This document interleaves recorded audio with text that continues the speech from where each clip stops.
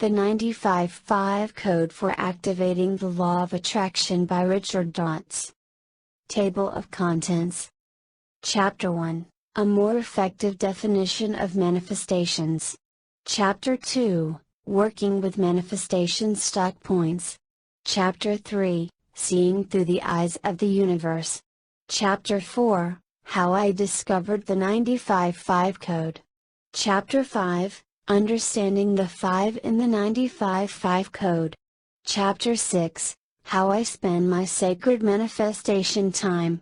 Chapter 7, Living the 95 in the 95-5 Code. Chapter 8, Living the Immersion Technique. Chapter 9, The Universe Holds Your Intentions in Escrow. Chapter 10, Living the Way of the Great Master.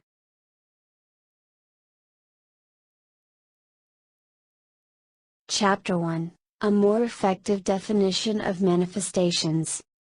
Most books on manifestation and reality creation emphasize outer-directed actions and steps to ask for what you want. If only you'll do these steps in the right order as described, then you'll get this. Indeed, a quick browsing of titles on any bookstore shelf, or online catalog, will show you that there is no shortage of books wanting to show you physical methods that claim to materialize your desires and attract greater good into your life. All is well and good, but all this brings about several unanswered questions. What do we do during the rest of our time when we are not using these techniques? Are we supposed to use these manifestation techniques and state our intentions, desires over and over again? Or are we supposed to do them just once, as is often suggested? What do we do with the 95%, or possibly more, of our time when we are not actively stating our desires, visualizing, writing affirmations, meditating, praying, or engaged in some esoteric technique? What do we do during the times in between? It turns out that the answer to this question holds the keys to successful and effective manifestations. In fact, it makes all of the difference, and is responsible for most of your day-to-day results. Even I am surprised, looking back, that I did not realize this profound truth earlier. Because I too, like many others, have also fallen into the trap of focusing on outer-directed rituals that one can take to manifest our desires. What I realize today after more than a decade of doing this work is that all the active manifestation techniques we practice constitute only a very small portion of our waking hours. I calculated that even if we meditated or engaged in active visualization 3 times a day for 15 minutes each time, it still only works out to be a measly 3% of our day. 3%. And most people I know don't even actively state their intentions or visualize for that long every single day. Is it any wonder that these manifestation techniques often do not produce desired results for most people? It is not because these techniques do not work, but because their effects are being overridden by what most of us do during the remaining portion of our time. And so this is the premise of the book you're holding in your hands right now. Using a concept which I call the 95-5 Code, I explain and address the fundamental question of what you should do during the intervening periods. The time in between that can make all the difference.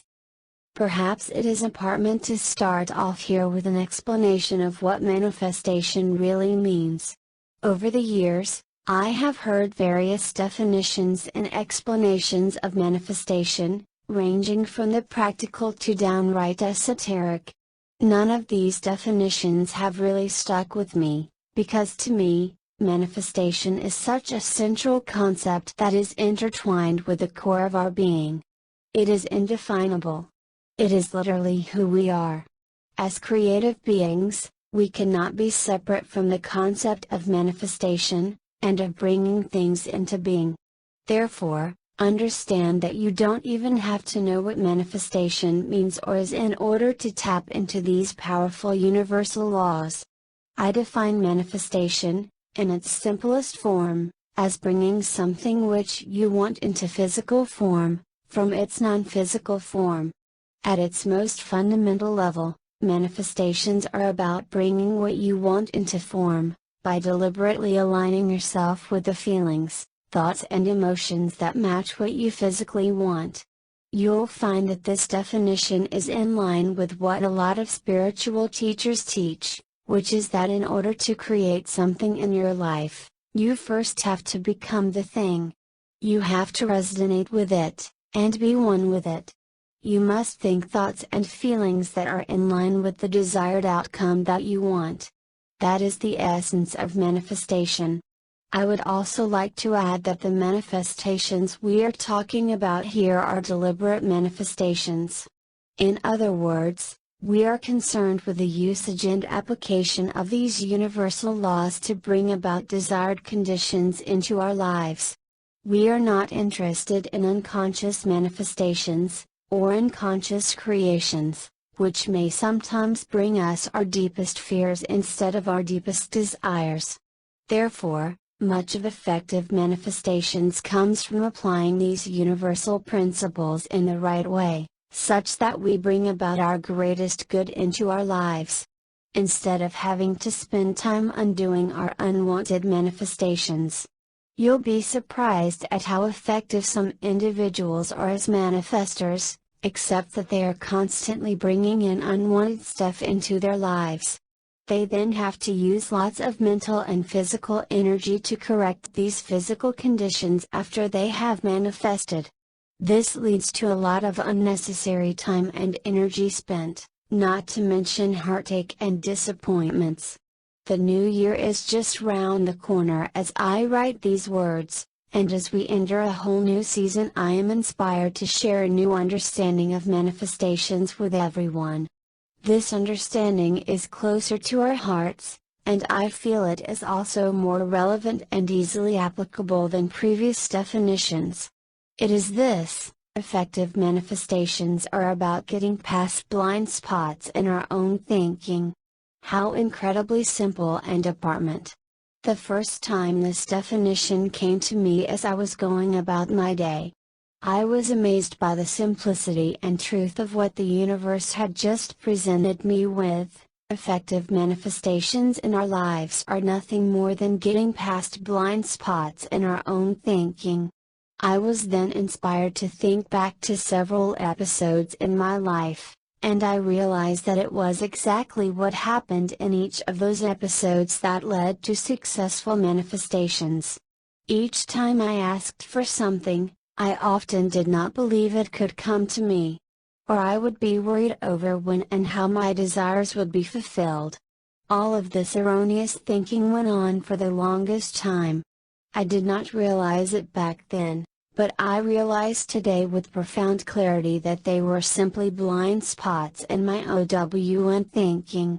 Not blind spots in anyone else's thinking.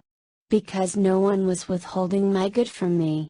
Not blind spots in the universe's perception. Because the universal always has a complete, whole, and perfect picture of our good in full view. But simply blind spots in my own thinking. I had not allowed myself to think that it was possible to have what I asked for. For example, when I asked for a luxury car, I did not think it was possible because I used a lack of money as an excuse, or the excuse that the bank would not grant me a loan. That was nothing more than a blind spot in my own thinking. Similarly, with many other desires in my life, I was constantly worried over whether they would be delivered. My blind spot in my own thinking had prevented me from trusting and having faith in the universe, that what I wanted would be delivered in the most perfect way possible. In its most perfect time. Today, as I write these words, I realize that manifestations are simple. There is nothing mysterious or magical about them. Everything has been laid out in plain sight all along. expounded by ancient and modern spiritual masters using different words over the ages. These spiritual masters have been trying to drive home these spiritual truths time and time again, through the use of parables, shock techniques, humor, jargon, scientific explanations. You name it, they have used it. Almost every single technique has been applied with the sole purpose of helping us get past blind spots in our own thinking. Once you are able to get past those blind spots in your thinking, no matter what methods you use, the manifestations will appear almost instantaneously that you'll be surprised by the speed and precision of it all. For many years I wanted a luxury car.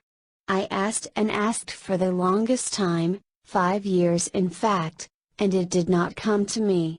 Everything stayed the same externally on the outside.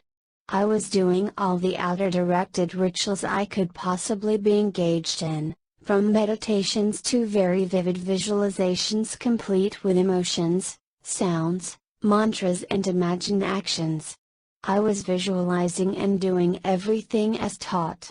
Yet I did not understand that my actions, no matter how frequently or fervently I engaged in them, constituted only a very small portion of my waking hours. Even in those days when I was intensely focused on my desires, I estimate that I spent no more than 5% of my waking hours intently focused on my desires. It is rather difficult in this modern day and age to be thinking about our desires all the time and to engage in outer directed actions to attract them all the time, as we have day jobs and other responsibilities to attend to. And no, thinking about them all the time and spending all our time visualizing is not the answer either, as I'll explain in the later part of this book. Despite the fact that I was spending lots of energy, emotions visualizing and thinking about what I wanted, I still had not allowed myself to get past the blind spots in my own thinking. I did not manage to think past those blind spots. 2 of which I still remember quite clearly now. First, I did not think I could have enough money to afford the car. I did not think I could afford it. And second, I did not think I deserved to drive such a nice car. How I came to believe in those unresourceful beliefs is not the issue here, because that is not the key to effective manifestations. What is key to any manifestation is how we think past, or around those blind spots. The moment we successfully do so, the manifestations will happen very fast. This means to say that the moment I could allow myself to think in a way that I could afford the car, or that I deserved to own that car, then physical reality had to match up to my new way of thinking almost immediately. That's probably the simplest and the most effective way to explain the entire art of manifestation. Manifestation is nothing more complicated than identifying the roadblocks, the blind spots in our own thinking which we have been unable to get past no matter what. And then finding creative ways such that we can now think around these blind spots. In other words, whereas previously I was unable to see a way which I could afford the car financially, the moment I allowed myself to see how I could afford it even though it was only a thought and nothing manifested in reality yet, then my physical reality matched up with my new understanding very quickly. The longer I allowed myself to stay stuck with that stuck thinking and roadblock in my mind, the longer I harped on the fact that I cannot afford the car, that was how my reality responded as well. At the end of the day, it is all in our own thinking. It is all in our own inner world and state as I have explained time and time again, and there are no exceptions. Get past these roadblocks in your own thinking in whatever creative ways you can, and the outer manifestations will happen really quickly for you. This has been the case for me, time and time again. In the case of manifesting that luxury car, I finally got to a place where I allowed myself to think, or see in my mind's eye, even just for a moment, a possibility through which the money could come to me. That was all that was needed. Now notice that this does not have to be the eventual actual way in which the money came to me, neither does it have to be rooted in existing physical reality at that time. All I had to do was to create a possibility inside of myself, an opening in my mind of sorts, that this was somewhat possible. All I did was to create the remote possibility in my own thinking, my own imagination, that allowed me to get rid of the excuses and self-imposed limitations I have previously been using. Once I did that, I was swept along by the physical flow of things and just took one logical step after another, culminating in the final manifestation. That is manifestation explained in the simplest words and terms possible. I now realize today that there is nothing grandiose or earth-shaking about manifestations. You do not have to recite mantras or part seas and move mountains. All it takes for something to manifest is to get past the roadblocks and blind spots of your own thinking on the inside. You do need to move your own inner mountains and part your own inner seas. You do need to create perceptual changes within yourself and allow yourself to get past previously stuck points in your own thinking. We all have these stuck points in the form of negative beliefs or thought patterns. The faster you are able to get past these stuck points and overcome them, the more pleasing your outer reality will be to you. And the faster these manifestations will happen. Until one day, you finally reach a point where you do not have to consciously ask for stuff anymore, and the things you want will still keep happening for you. When you get there in time, it will be done. This is the powerful premise we will be exploring together in this book.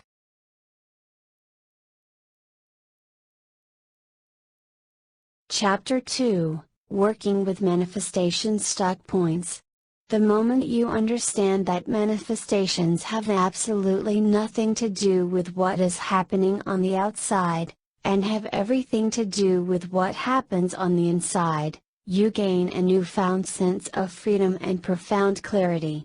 Most individuals who are stuck with their manifestations perceive something on the outside as stopping whatever they want from coming to them. They say, "I can't have this because I cannot afford it."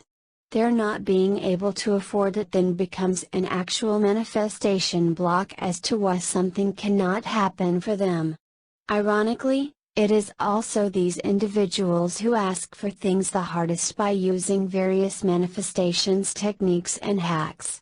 The mistake they are making is in trying to transcend whatever outer difficulties they perceive through the desperate and repeated fervent use of these techniques.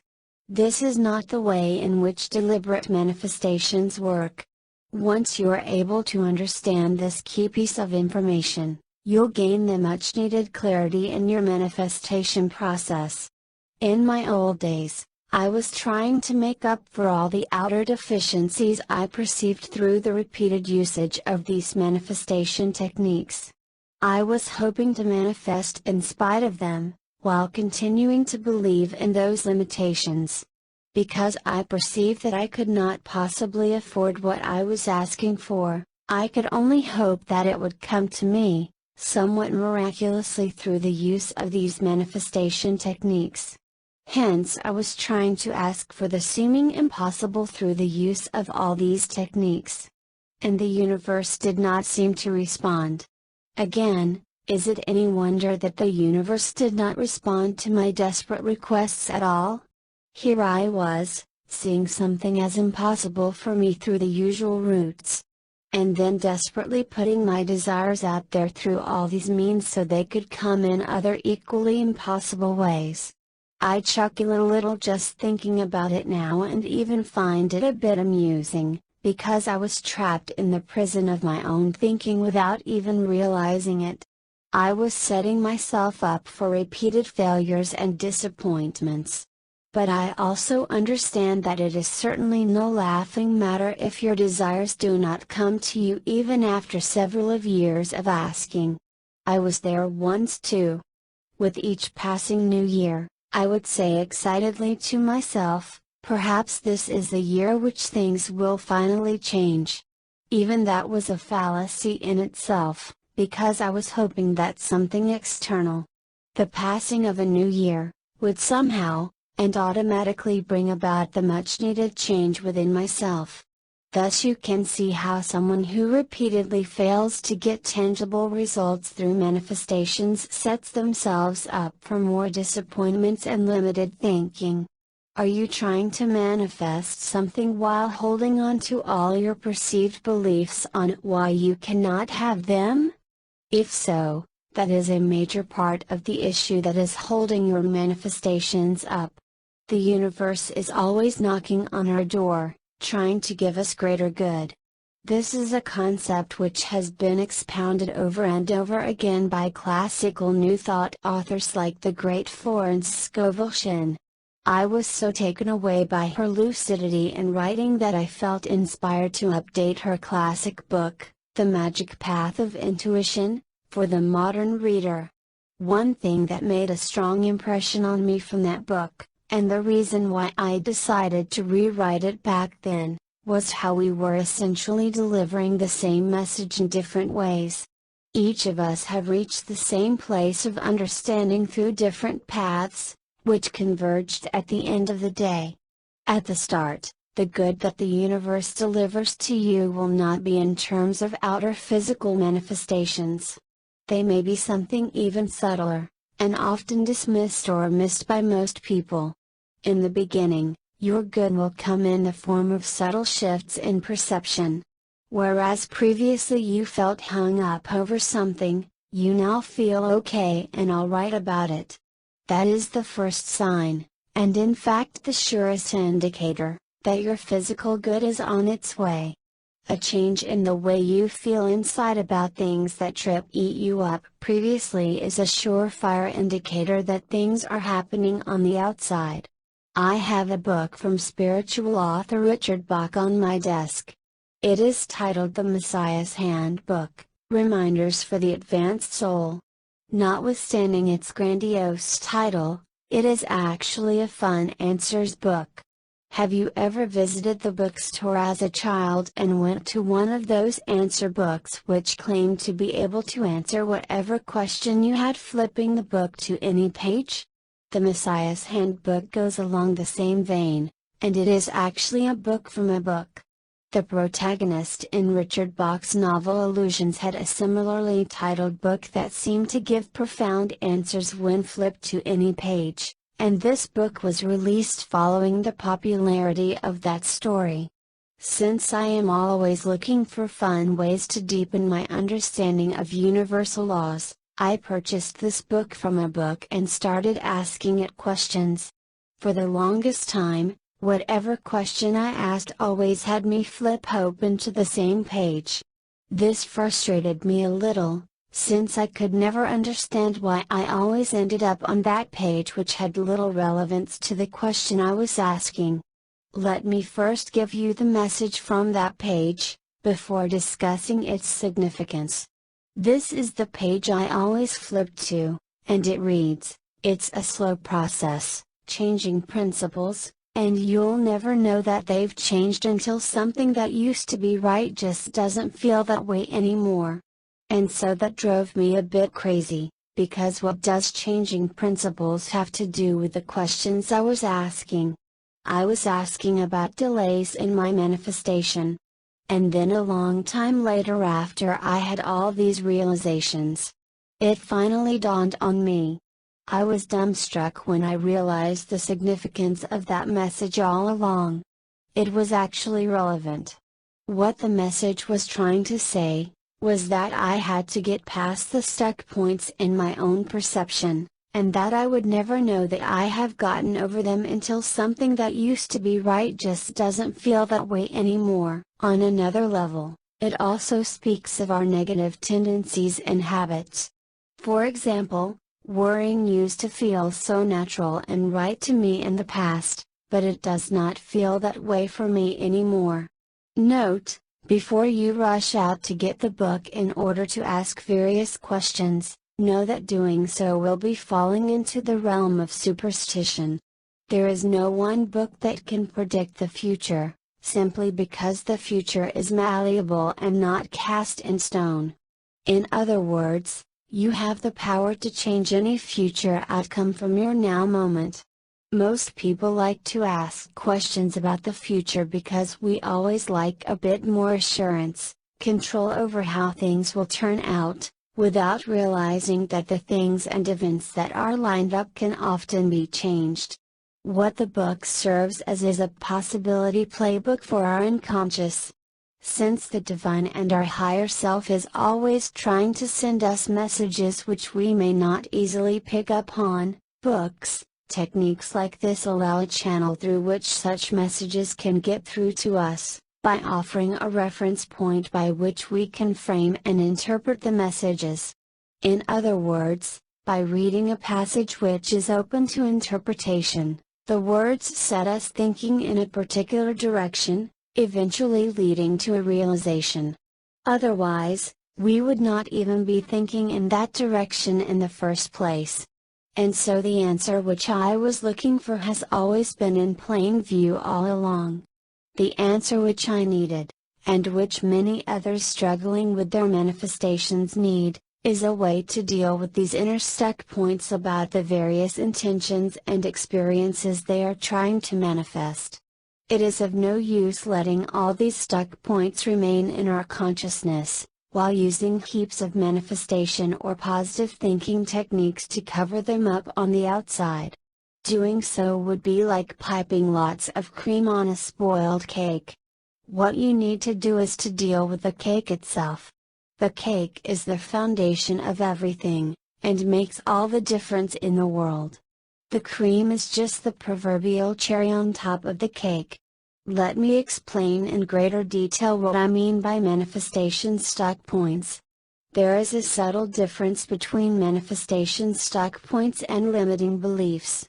I will use examples from various scenarios, some of which I have observed in other individuals to illustrate my point, so you'll quickly become aware of how to spot stuck points when they occur. Stuck points are the things that trip up and delay any manifestations. In other words, the longer you allow these stuck points to remain, the longer you are going to be without your manifestations. The first example I'll use is one related to health and well-being. On some mornings, I would wake up with a runny nose, possibly due to some allergic reaction, that went on for almost half a day. My reaction to my runny nose was to pop an anti-allergy tablet, which resolved my allergic symptoms in about half an hour. And so each time I woke up with a runny nose, I would pop a tablet and the symptoms would be gone. One morning, I realized that I had run out of these tablets. And so my nose continued to run throughout the day. Those of you who have been through this experience will know that it can totally spoil your day, especially if you have to keep blowing your nose while doing your other chores. Since I had been an avid student of all these spiritual healing techniques, I decided to try a few of them on my nose. But nothing worked. In this case, the intention I set was to have a clear nose, but no matter what manifestation technique I used, I still continued to feel as bad. Now this is obviously not a book about how to treat medical illnesses or even diagnose any of them. I am merely using this example to illustrate how to treat manifestation stuck points. What do you think was the stuck point here that prevented my manifestation from working? I usually get what I ask for quickly, so it was a surprise to me that this did not work. What's happening here? I did not realize what the manifestation stuck point was until I had this recur a few times over the next few weeks. I still had not found the time to get more anti-allergy tablets from the drugstore, But I am glad things turned out the way they did because it taught me an important lesson out of this experience. Once again, I am not asking that you skip medication or use these techniques to diagnose any illness, so please do not attempt to do so. I am merely citing this example to show you that universal principles apply in all circumstances. One morning, it finally dawned on me that my stuck point for this particular manifestation was, I cannot get my nose to stop running without eating the anti-allergy medication. Wow! What a powerful realization it was! And while I had not vocalized or uttered those words before, it was an innate belief which I steadfastly held. In other words, a stuck point is the reason why we cannot have whatever it is that we want. In this case, the stuck point, which is actually stuck energy, was so subtle. I had come to see the anti-allergy pill as the only way in which I could get better and clear up my nose. I am bringing this example up for a few reasons. First, to deliberately show you that manifestation stuck points occur in every kind of manifestations, physical and non-physical. In this case, I wasn't asking for a physical object or a particular sum of money. I was instead asking for my nose to be restored to its usual state. Second, it is to illustrate that these universal principles can truly apply under any and all circumstances. Once I identified the stuck point, I set out to see how I could gently overcome it. Although I use the word overcome, what I really mean is how we can think around it. Once you are able to think around, to be not tripped up by a stuck point which previously tripped you up, the outer manifestations will happen very quickly. So let's take a closer look at what happened to me here. I wanted my nose to be clear. I asked for it to be clear. But I was stuck on my thinking because the only way for my nose to be clear was by using the anti-allergy tablet. Therefore this tripped me up every single time I stated an intention for my nose to be clear. Now here's where it starts to get a little crazy. But it is so fun and it contains the entire key to successful manifestations.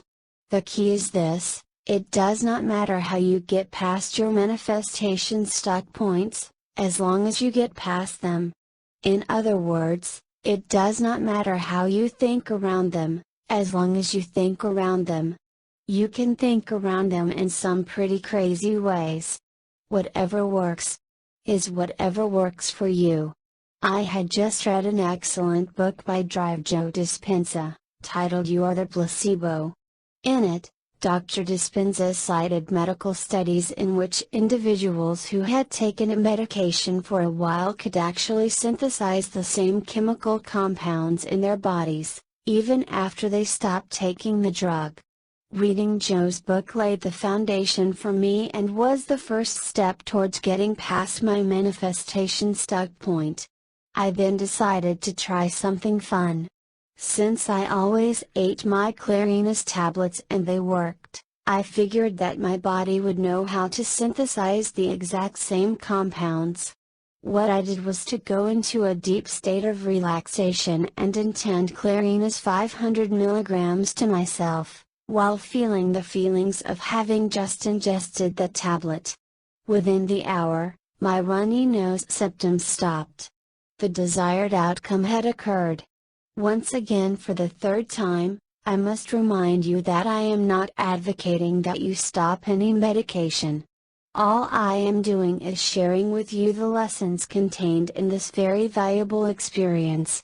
What I did when I intended and acted as if I consumed the tablet was to get past my own manifestation stuck point that I had to eat the tablet in order to get better. Therefore, the method which I devised to think around that stuck point was to pretend I had eaten the tablet, and then rely on the placebo effect to chemically synthesize those compounds in myself. Did I really synthesize those compounds in myself when I intended it? I wouldn't know. But that is not important at all. What's important is that I overcame my own stuck point by giving myself an alternative possibility, that it was possible to get the same benefits of the drug without having to ingest the physical tablet.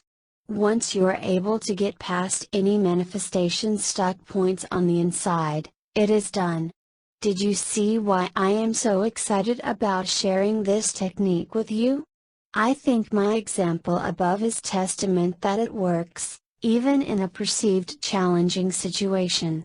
Manifesting a desired well-being outcome is not like manifesting a physical object, so I deliberately used this example to show you how these principles can apply, even under such circumstances. Understand that my nose cleared up not because I had synthesized those compounds within my body. Whether it actually did is not important, although Dr. Dispenza would support this view, but because I had allowed myself to get past a major mental hurdle that was standing between myself and my desired outcome. Herein also lies the difference between thinking around a manifestation stuck point, and believing in something. Both are not exactly the same. When you try to believe in something, you are usually doing it in a forceful manner. In the earlier example, believing that my body was really producing the chemical compounds was not the key. I did not have to believe in it. The belief was optional. I did not deliberately and forcefully make myself believe in something that I had a difficult time believing in. All I did, and this is the difference between the two, was to show my mind an alternative possibility to think around the stuck point. It does not matter whether that alternative possibility is true or otherwise. Alright, now let us look at another example that is more similar to a conventional manifestation scenario. I'll use an example about finances, since this is close to our hearts. My friend Mark always had a fixed idea about how much his income would be. Since he traded hours for dollars as a coach, he could never see his income exceed a certain point once he had filled up all his slots with clients. His manifestation stuck point was, my income can never exceed a certain level since I have a limited number of hours each week. Many of these manifestation stuck points seem perfectly logical to a person. That is why we continue to be tripped by them on the inside, oftentimes for years on end. Think about my earlier example of how I needed my anti-allergy medications to get better. That was certainly a very logical, scientific thought. Therefore, the reality that followed was that without my medications, my condition would not improve. I am not asking that you stop believing in whatever manifestation stuck points. All you need to do is to allow yourself to conceive of an alternative possibility. Since I had done a fair share of business consulting, I could immediately see Mark's manifestation stuck points. I pointed out to him that if he opened up to the possibility of doing group coaching instead of individual coaching, he could now make more money per hour than before. Mark had not considered this possibility before, and what my words did was to allow him to get past his previous stuck point. Notice that my words were all that was necessary. All we need to do is to plant that seed in our consciousness, and our consciousness takes over from there. The moment we get past our previous stuck points, we are immediately elevated to higher levels of understanding and consciousness. That is all that is necessary. Notice that I did not even tell Mark how to get additional coaching clients, or how to pack more clients into one slot. All I told him was he could do it. It was something he could consider. That's all that is needed. The technicalities and the how-tos are not important in the grand scheme of things. Once you see the possibilities, your mind can achieve anything. You are no longer stuck or blocked. Within 1 month after planting this seed in Mark's consciousness, he went from a 4-figure to a 5-figure monthly income. What happened? He had allowed himself to get past his previous manifestation stuck point. He had spent so much time and energy reinforcing and showing himself why his monthly income was fixed at a particular level in the past. My words showed him that an alternate reality was possible, and that is all that was needed. Are you starting to get excited now too at the possibilities? No matter what manifestations you have been asking for in the past, and no matter how long in coming they have been for you, all that does not matter and never mattered in the first place. Stop trying to find out or directed steps and actions you should take to fulfill your desires. Give up the need to try any outer directed actions, techniques or steps to force your manifestations into being. Instead, start by identifying the inner stuck points that are holding you up on the inside. In my previous two examples, there was only one major stuck point holding up each manifestation. Therefore, when we managed to think around these stuck points, the manifestations came almost instantly. In some other cases, there may be several stuck points holding the manifestation up which you need to identify and work on. In those cases, we would need to work around each stuck point until we are no longer stuck on any of them. Once you have managed to overcome most of the stuck points surrounding an intention, you'll find yourself propelled almost magically in the direction of that desire. But it is not magic, it is law.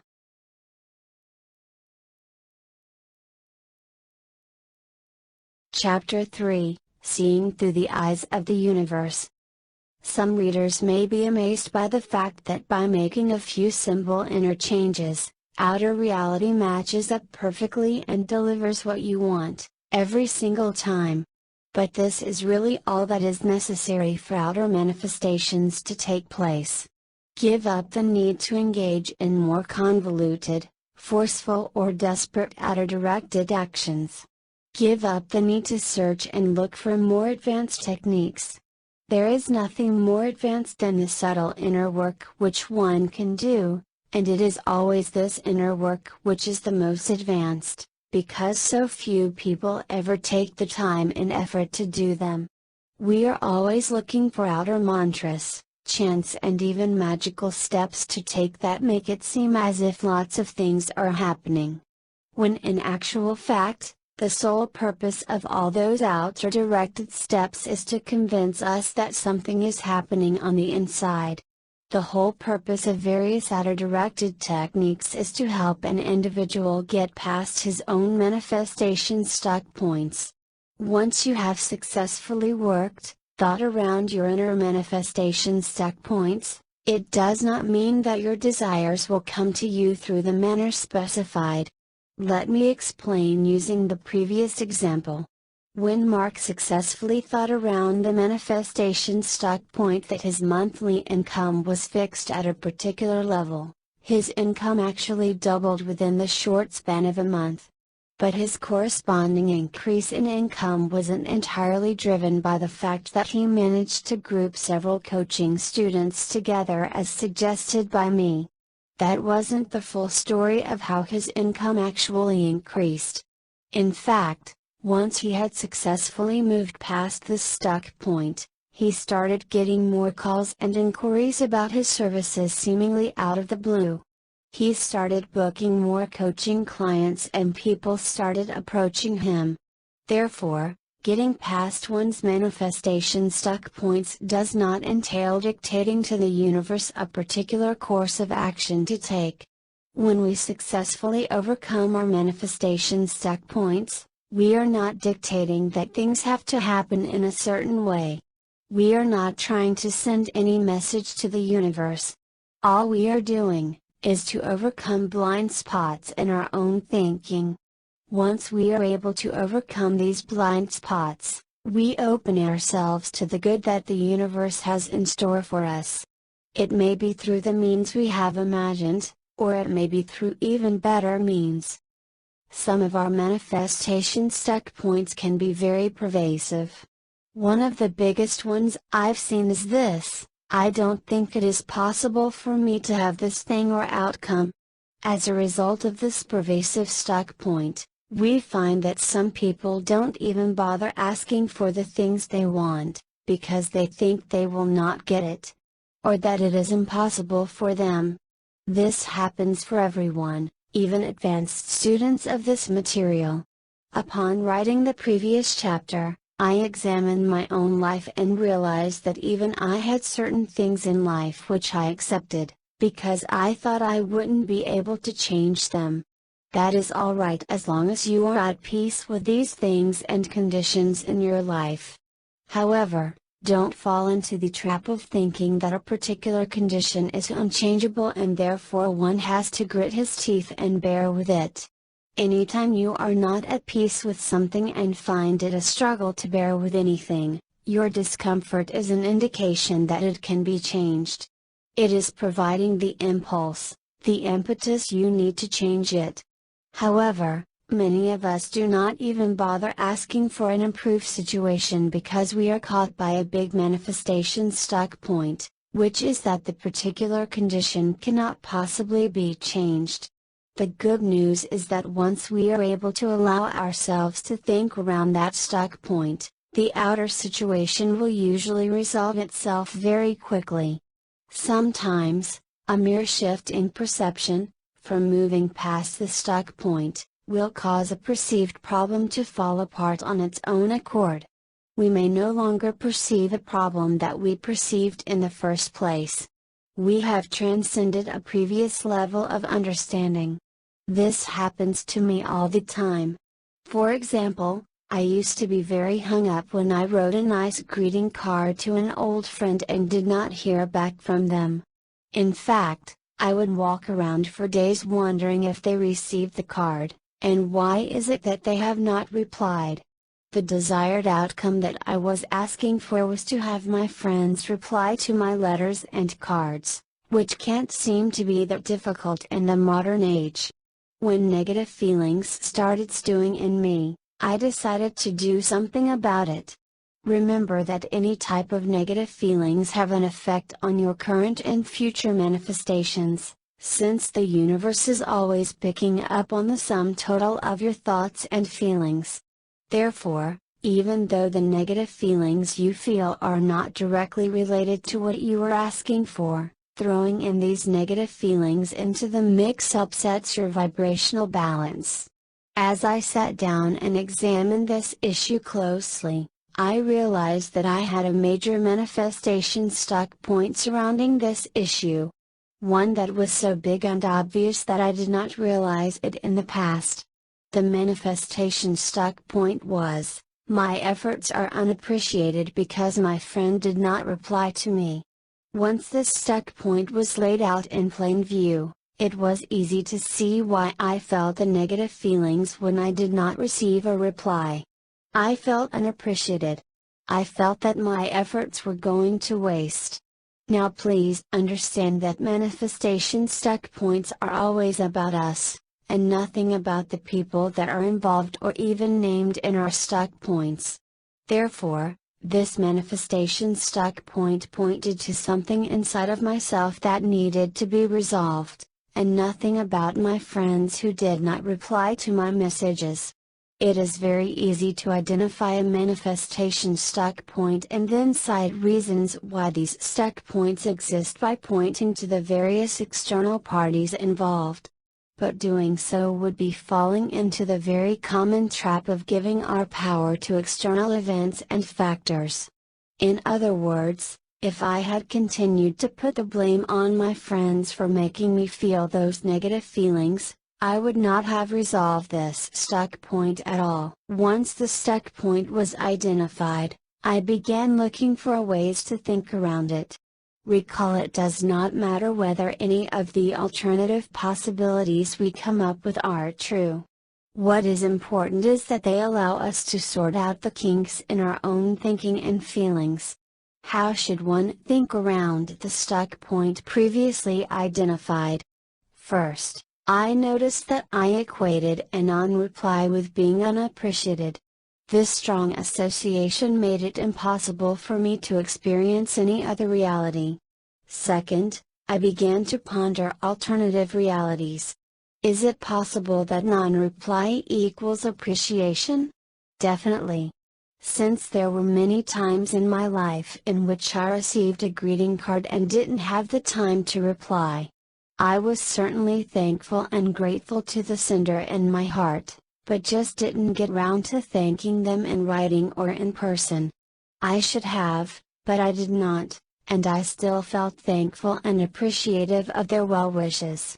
Therefore, my stuck point was that I equated non-reply with not being appreciated, when a non-reply can mean so many other things as well. With that, I had created alternative possibilities for myself. I was no longer stuck on that point. I was free.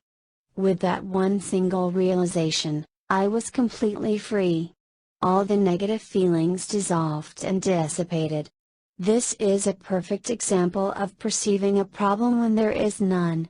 There was not even an issue in the first place, but I perceived one due to my own stuck thinking.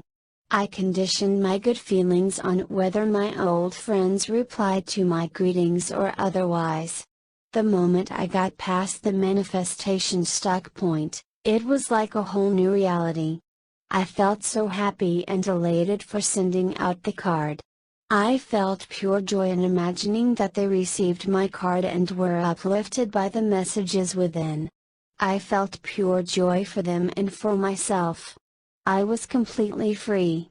This has never been about anything or anyone else, but only about myself. The only work to do is always on ourselves. The moment I had this realization, I knew I had cleared another major manifestation block in my life. Sometimes all of our stuck points share a common thread or theme. In this case, the common theme is one of not being appreciated by others. In other words, doing things for others and not being appreciated for them, expecting some kind of thank you or reciprocation. But why should our good feelings be conditional on whether others reciprocate?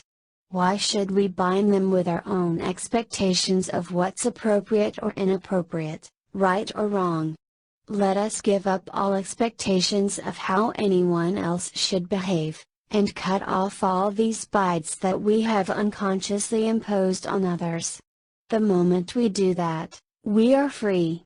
I dropped this whole issue from my mind and went about my day. The very next day, I received a phone call out of the blue from a new client wanting to engage my services and book me in advance for the new year.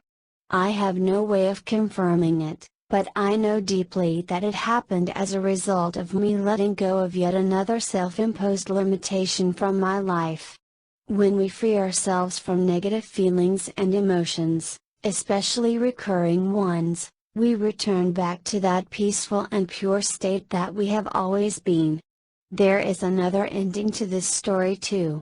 2 days after I successfully dissolved this manifestation stuck point, I did hear back from my old friend. It turned out that he was away and did not receive my card in time. I also know that had I not overcome that manifestation stuck point first, this new reality would not have emerged. Outer reality could only match up when I lived a new level of understanding.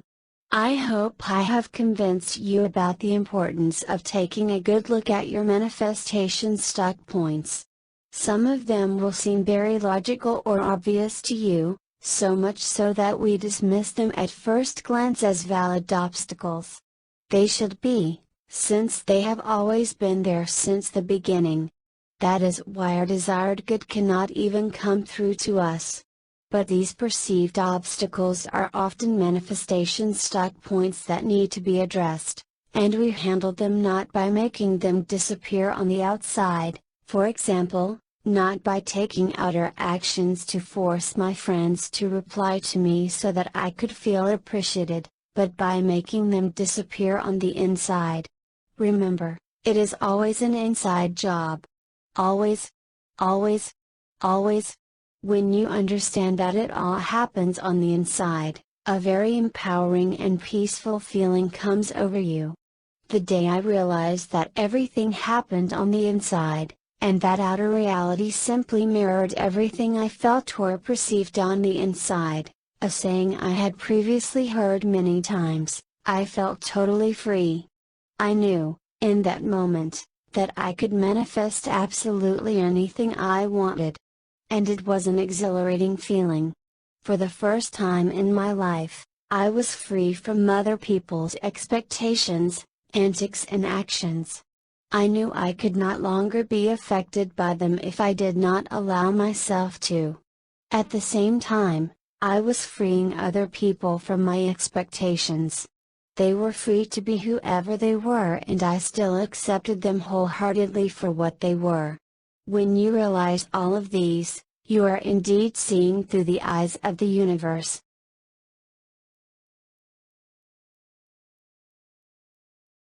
Chapter 4, How I Discovered the 95-5 Code.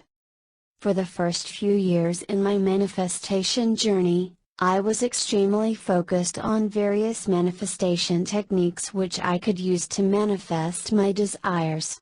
I read almost every single book out there, took every single course out there and had some success with the techniques. But not as much as I liked. In particular, there were a few intentions and desires which continually eluded, and even frustrated, me, as I could never seem to make them work. Despite all of that, I did what most persistent people would. I pressed on, never once stopping to question whether I was moving in the right direction. Somewhere along the way, I realized I had read almost every single book on the subject of manifestation. I had read almost every single take on the topic, and yet things were still not happening. That was when it became a real wake-up call for me. I had two choices. First, I could choose to declare all of these teachings as untrue and turn my back against them. Or second, I could choose to take a good look at what was happening inside myself. I could scrutinize everything I have been doing up till that point. Choosing option 2 would have made for a good story, but the truth is that I chose the first option more than once. Those who have read my other books would know that more than once, I turned my back against these teachings in disappointment and frustration. I had tried so many different techniques out there that I was deluded. But each time I gave up, a calm voice within told me to go back. It was a nudging feeling, something I recognize today as coming from our higher selves. It was the divine gently guiding me in the right direction. The universe can send us general signals and nudges, but it can never force or compel us to do anything. That's why Abraham Hicks always joked that there is nothing they can do to zap us into action, or into changing our beliefs. We have to do it ourselves. However, since a part of us is always connected to Source, that larger part of us is always pulling and calling us forth in the direction of our greater good.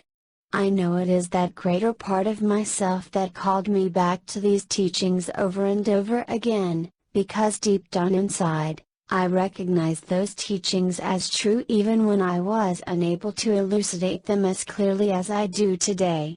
So wherever you are on the path right now, rest in the assurance that even if you feel totally lost or clueless, there is still that larger part of you that is gently guiding and nudging you in the right direction.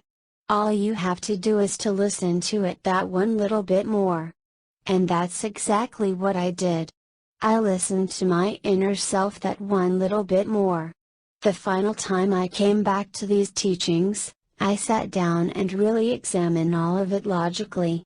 I reasoned that I had done all the outer directed actions a person could humanely take.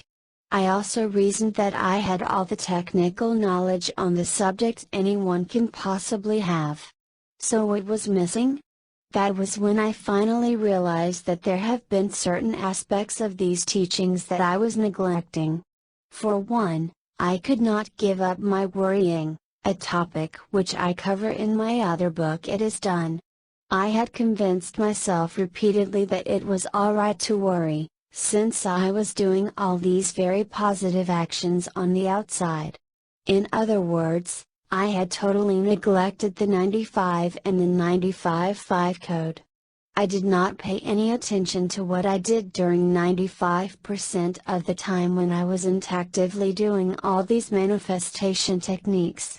It was an eye-opening moment for me, as I realized that even though I was so deeply involved in these various positive techniques, what I did during 95% of my day was still terribly negative and skewed in the other direction. That was when everything started to click for me. I started to examine all my past manifestations and discovered that whenever things happened quickly for me, those were the intentions which I had no manifestation stuck points about. I was clear about them right from the start. Then I looked at the things which were not manifest in my life, and discovered, not surprisingly, that I had all these various stuck points around them. The more manifestation stuck points surrounding an intention, the more challenges I had getting it to manifest. I had hoped to press ahead in spite of these manifestation stuck points, instead of finding clever ways to think around them.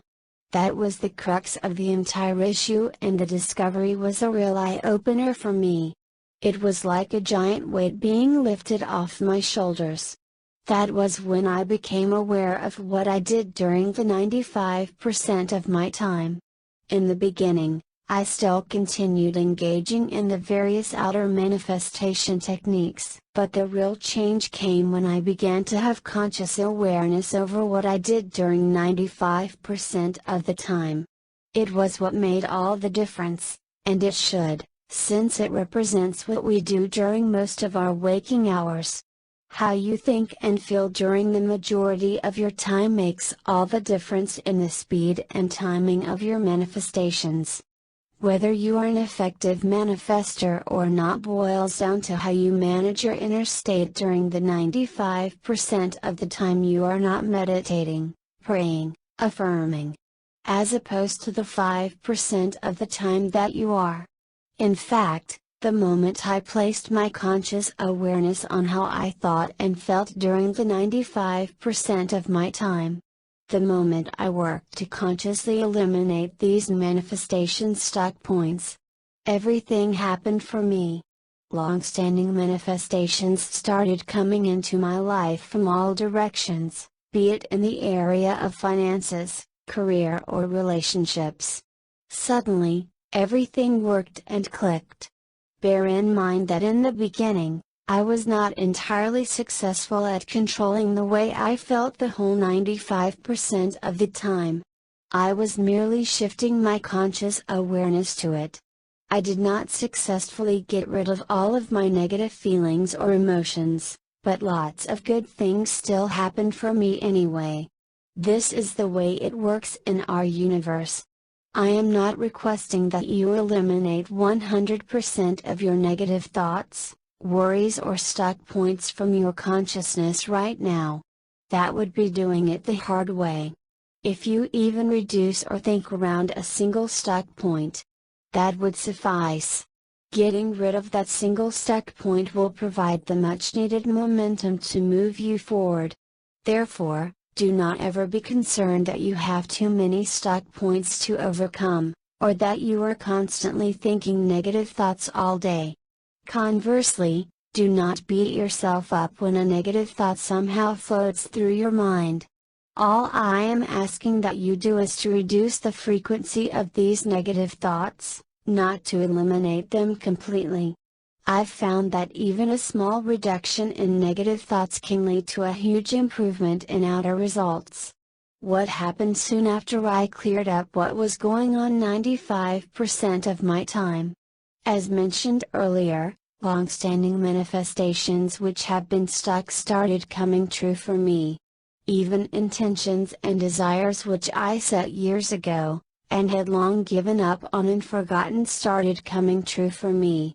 In the moment they came true, I had a sense of instant recognition and knowing. It was then I realized, oh yes! This is what I asked for back then. And it's true now. That feeling is truly incredible. Therefore, I now know today that the universe never forgets any of our intentions and desires unless we choose to change them. Put differently, once we hold an intention, the border part of ourselves continues holding that intention. And there is no need to keep restating our intentions for fear that the universe misses out on it. There is no signal we need to keep broadcasting out there. I rarely talk about the downsides, but I should right now and show you a simple workaround. In fact, this is the first time I will be talking about the seeming downsides of doing any spiritual manifestation work. Recall that both our negative and positive strongly held feelings are attractive/magnetic in nature, and that the universe does not discern or care about what you ask for. The universe always gives us whatever is in line with our vibrations. It will give you whatever you ask for, whether consciously or unconsciously, without judging the rightness of it. Therefore, you may ask for something which is considered bad by others, but if you really ask for it and put yourself in alignment with it, you'll still get it. The universe simply does not judge. One thing I discovered after practicing these techniques was the need to deal with my residual fear-based intentions and vibrations from the past. Let me give you a simple example. Have you ever met one of those unreasonable or rude individuals at the grocery store, and fantasized about giving them a piece of your mind? Or maybe giving your boss or nasty colleague a piece of your mind? Of course you would not have done it for real, but each time you observed your nasty colleague doing something that riled you, you might have fantasized giving him or her a piece of your mind. And played that satisfying scenario over and over in your mind's eye just for the fun of it. I myself have fantasized over these scenarios even for just a fleeting moment. Guess what? Whenever we feel strong emotions and feelings, regardless of the reasons we are feeling them for, our strong feelings are setting things into motion as future physical manifestations. And so, it was quite amusing to have a few of those instances actually come true for me once I started practicing the 95-5 code. Lots of my desired good came to me almost instantaneously, but I also found some of these undesired scenarios materializing for me really fast. It was a really valuable lesson in manifestation for me. Because it was then that I finally understood the impartiality and precision of these universal laws. They work for whatever you ask for. The universe always gives you exactly what you ask for, whether consciously or unconsciously. By replaying a scenario over and over in my mind vividly, even though I was just fantasizing for the kick of it, I was actually setting a strong intention to have a similar experience in my physical reality. When I cleared all the negative feelings and worries that were standing in the way of my manifestations, these seemingly negative scenarios manifested in my life for me as well. Therefore, when I found myself in those unpleasant situations, a part of me was secretly saying, "Oh my! These laws actually work. Look at what's happening now." So I was able to recognize the humor of the universe and move on. I feel inspired to add a few paragraphs about this subject here because a small portion of readers may start having certain bad things come true for them, along with the good stuff they have always asked for. Recognize that this is a natural consequence of your residual vibrations and what you have asked for in the past. All is always well. Now some of you may be reading this and find yourselves worried about whether bad things will start happening to you out of the blue.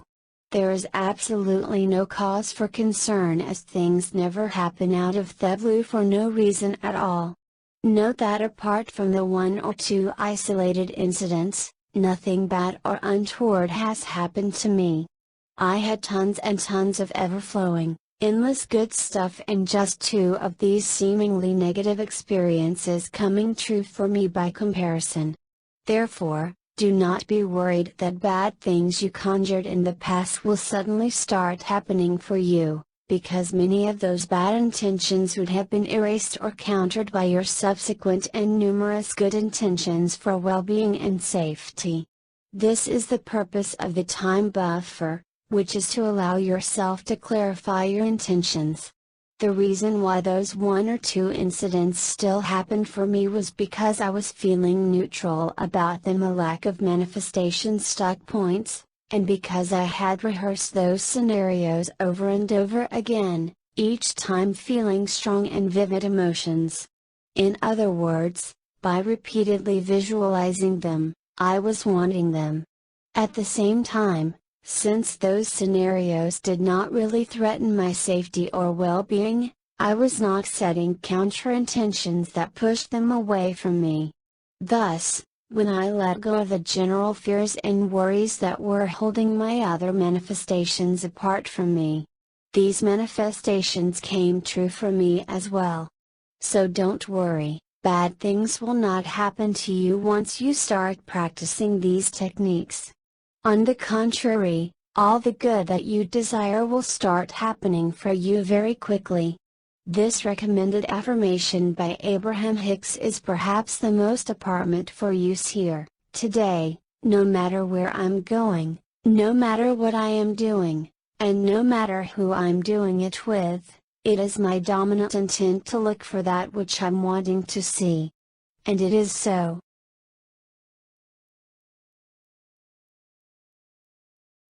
Chapter 5, Understanding the 5 in the 95-5 Code. So far, we have established the main reason why manifestation techniques do not produce results for most people. The reason is because they are focused on the wrong aspects of the process. They are channeling excessive amounts of time and energy into 5% of the process, when they should be broadening their awareness to what takes place 95% of the time. This often neglected 95% makes all of the difference. When you successfully change what goes on during 95% of your conscious waking awareness, you would have produced huge changes in your outer reality. So much so that you would be a completely different person both on the inside and outside. In this chapter, we'll talk about the 5 in the 95-5 Code. In other words, what you should be doing during the 5%, or less, of your time. This is the time in which you actively state your intentions or engage in visualization and meditation exercises. Before we go into greater detail on what to do, let us get a few common misconceptions out of the way. The first one, a biggie, is that there is no right way to engage in all of these manifestation techniques. As I've repeated numerous times across all my books, it is useful to give up the idea that there is a right way in which you should carry out all these techniques. New readers often worry about whether they are doing things right, and whether they are following the steps exactly as written. I once read a wonderful book teaching spiritual manifestation exercises, and while I found the book to be absolutely superb, I saw readers commenting in the reviews section that the author was not clear enough on whether they should be breathing this way or that way. Hence, readers were not sure whether they were doing things right. Can you identify the manifestation stuck point here that was preventing some readers from applying those techniques? That's right, the stuck point is, there is a right way to do these techniques, and I don't know what it is since the author did not describe it clearly. Now applying what we have learned in the previous few chapters, and since we cannot get the author to change his writing, let's see if we can think around that stuck point and instantly produce outer results. How about, there is no right way to do these techniques as long as I do it? Now that sounds better and more resourceful. Or how about, whatever works is what works for me. These techniques are a wonderful starting point. In fact, this is the very mindset and attitude I adopt when I learn any new manifestation techniques. I see them as a starting point to reinforce whatever I already know, and to allow greater good to come into my life. A simple shift in perception can make the difference between having no results and amazing results.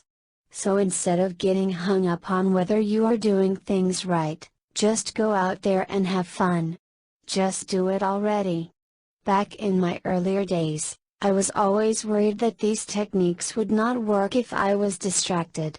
For example, if I was doing them in a fairly noisy place with some noise, I would get irritated and agitated that I wasn't in a quieter place where these techniques could work better. Can you see the manifestation stuck point here again? These techniques can only work if I do them in an absolutely quiet place. Which is a totally absurd stuck point. Since I made that one up for myself, it caused me to feel agitated each time there was some noise as I was trying out these techniques, or each time someone interrupted me when I tried them. Can you now see how we are always imposing these ridiculous limitations on ourselves? Understanding the manifestation stuck points concept will allow you to get past all these frivolous thinking easily and effortlessly. When I thought around those stuck points, I changed it to, these techniques work no matter where I try them, as long as I do them. I can tell you today that all these techniques work no matter where I do them. Even if I am interrupted halfway while doing them, or if I get distracted somehow, I no longer feel agitated or irritated about it. I just smile, go back to what I was doing and simply repeat it again. A simple change in perception produces massive changes in outer results. The second major misconception is that you need to do them. Here's one of the biggest and most counterintuitive secrets ever: there is no need to even engage in this 5%, if you do not want to. Therefore, the 5 in the 95-5 code is completely optional and not compulsory. That's right. Let me repeat it again, all of this work is optional and up to you.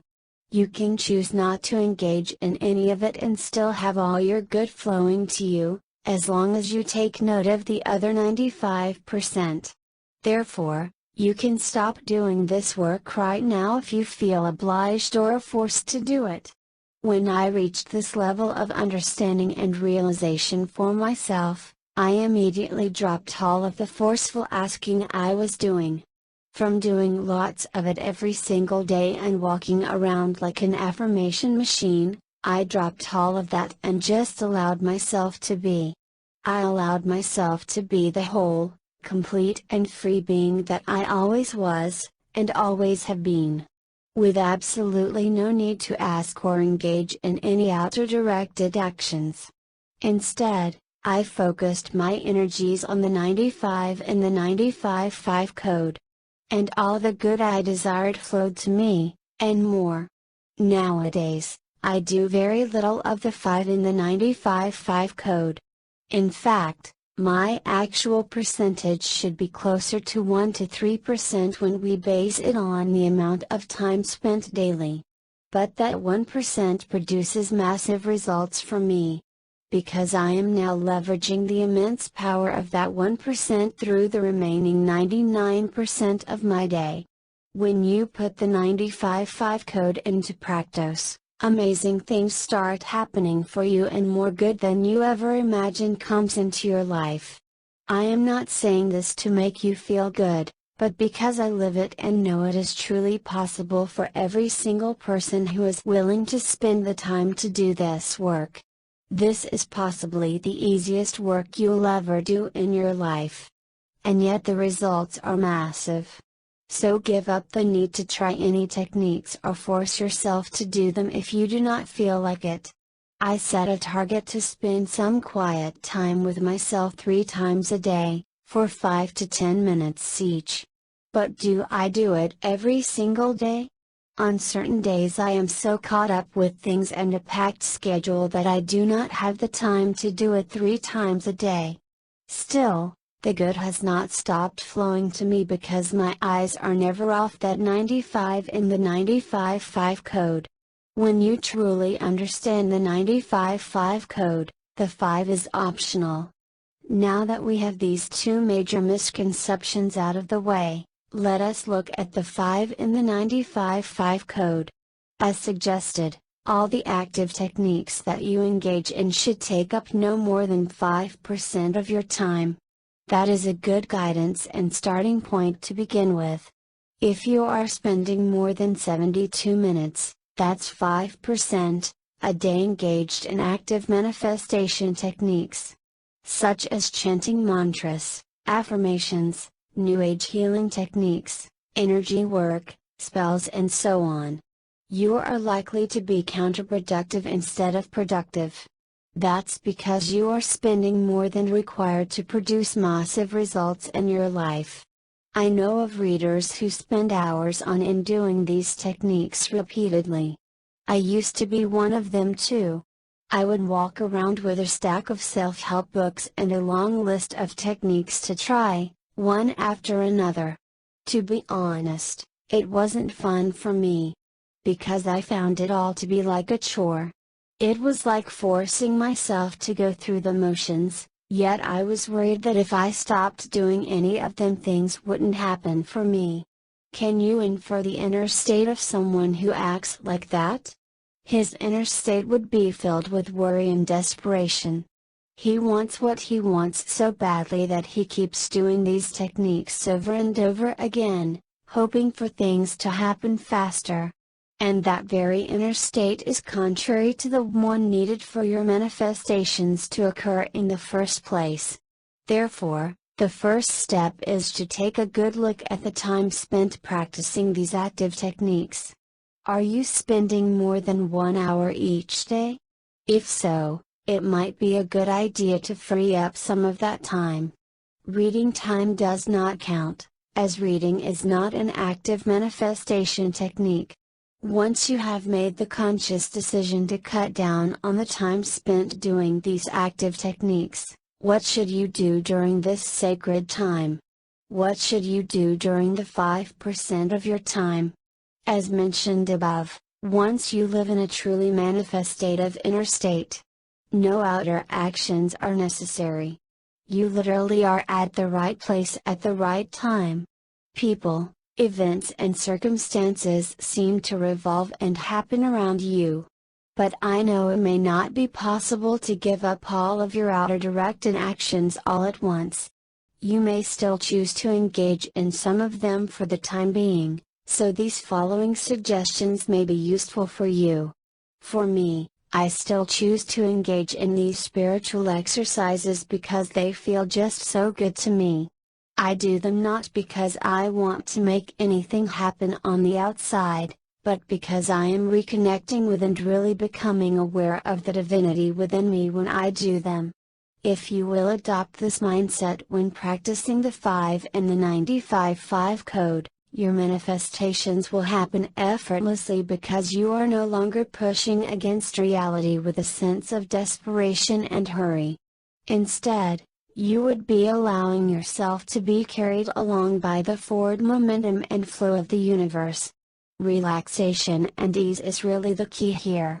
Now let's take a look at how I do it.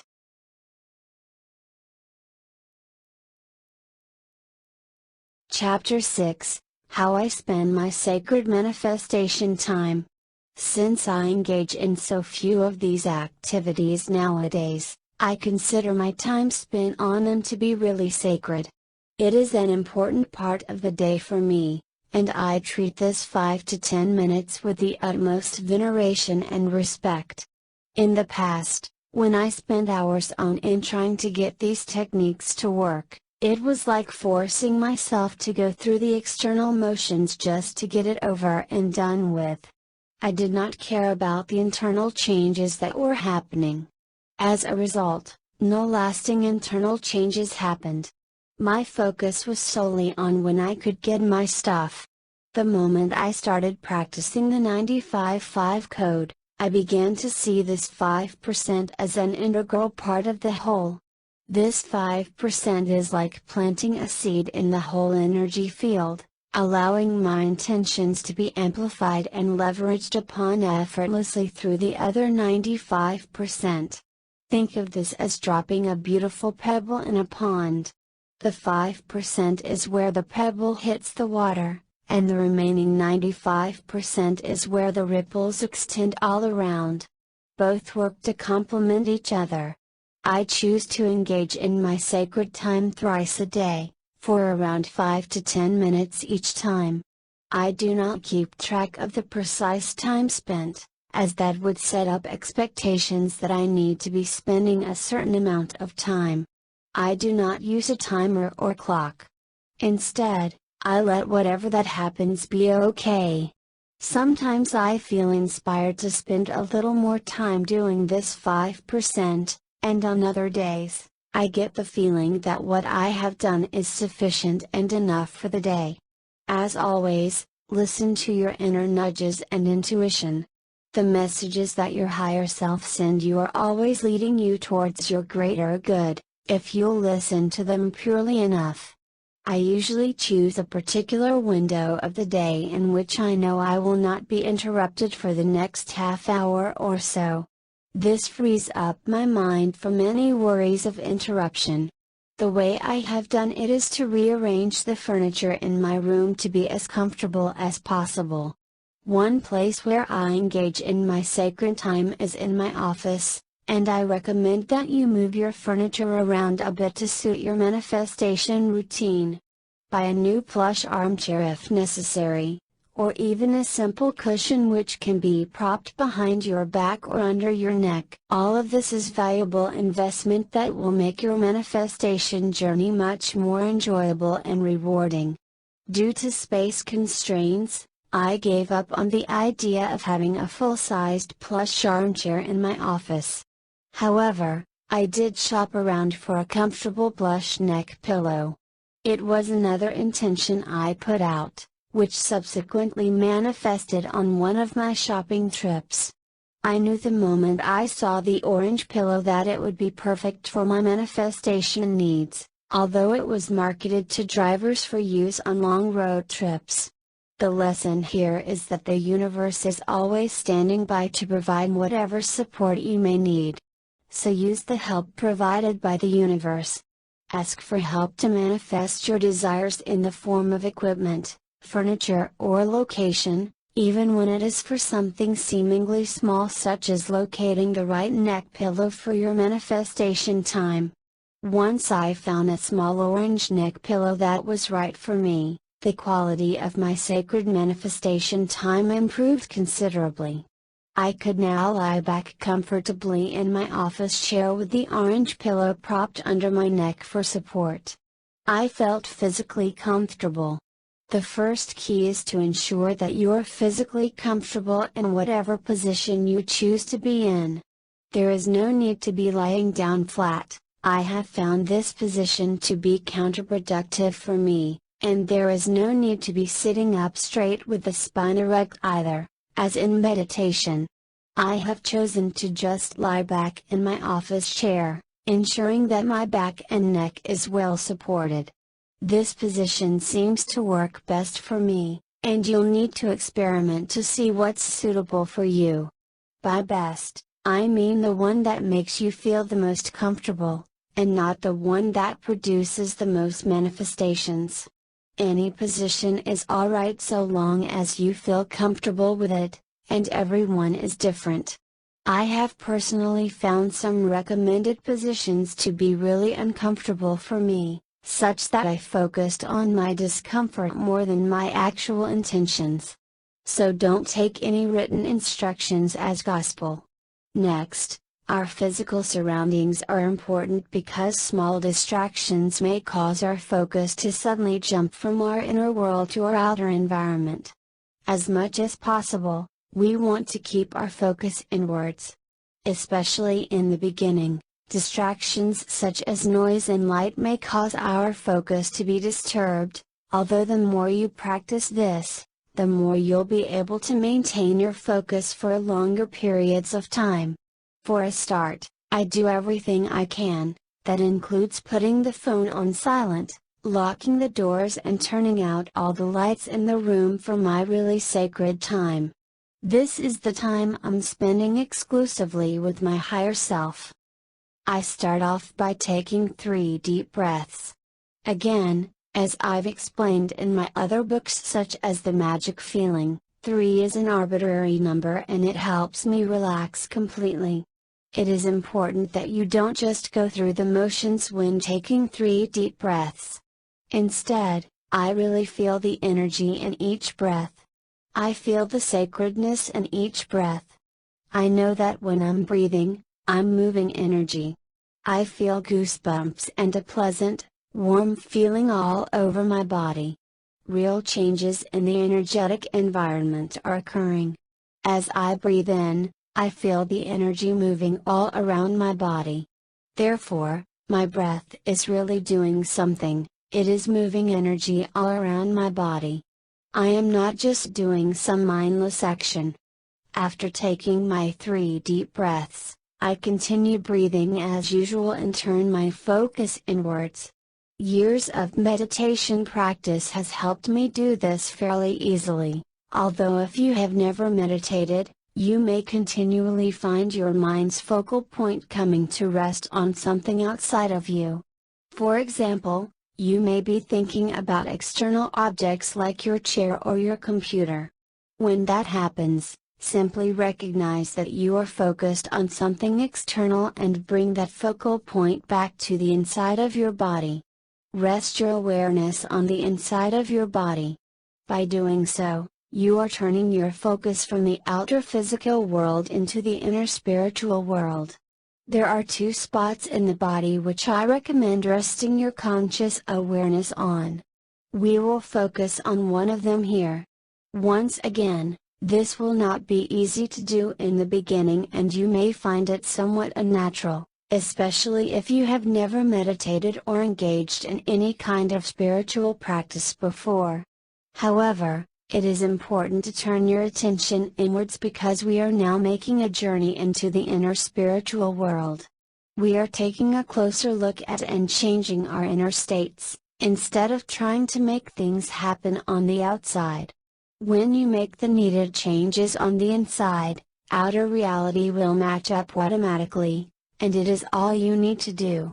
So for a moment, give up any thoughts or concerns about the outer physical world. Leave all of that behind and turn inwards. The spot where I place my conscious awareness on is in the center of my head, between my eyes and right in the middle of my brain. If you imagine your head as a ball, this will be right at the center, core of it, probably somewhere towards the top. This is also the spot where many spiritual practitioners have recommended. I let my conscious awareness rest there because it feels good and natural. Once I have done my 3 deep breaths and settled my conscious awareness in the center of my head, I state my affirmations and visualize, while breathing normally. Once again, I must clarify that I do very little of this nowadays, because my manifestations are all coming into being and everything in my outer environment pleases me. However, this may not be the case for someone who is just starting to become a deliberate creator. As such, it may be necessary in the beginning to engage in these steps just to get things going. But rest assured that when things start happening for you, they'll be happening so quickly and completely that you'll find very little need to constantly do these techniques. For ease of explanation, let's assume that there is a situation or problem that you perceive, and you desire for this situation to be improved. Therefore, in this framework, I would take 3 deep breaths slowly, and let my conscious awareness settle in the center of my head. I would take as much time as needed to do this and not rush things. Often, it will feel like a long time has passed, such that you feel the urge to hurry and speed things up. But be assured that when you open your eyes, only a few minutes in physical time would have passed. We often do not have a good grasp of the flow of time when we turn inwards. Once your awareness is centered in your head, state your affirmations, intentions, and visualize the harmonious outcome that you are asking for.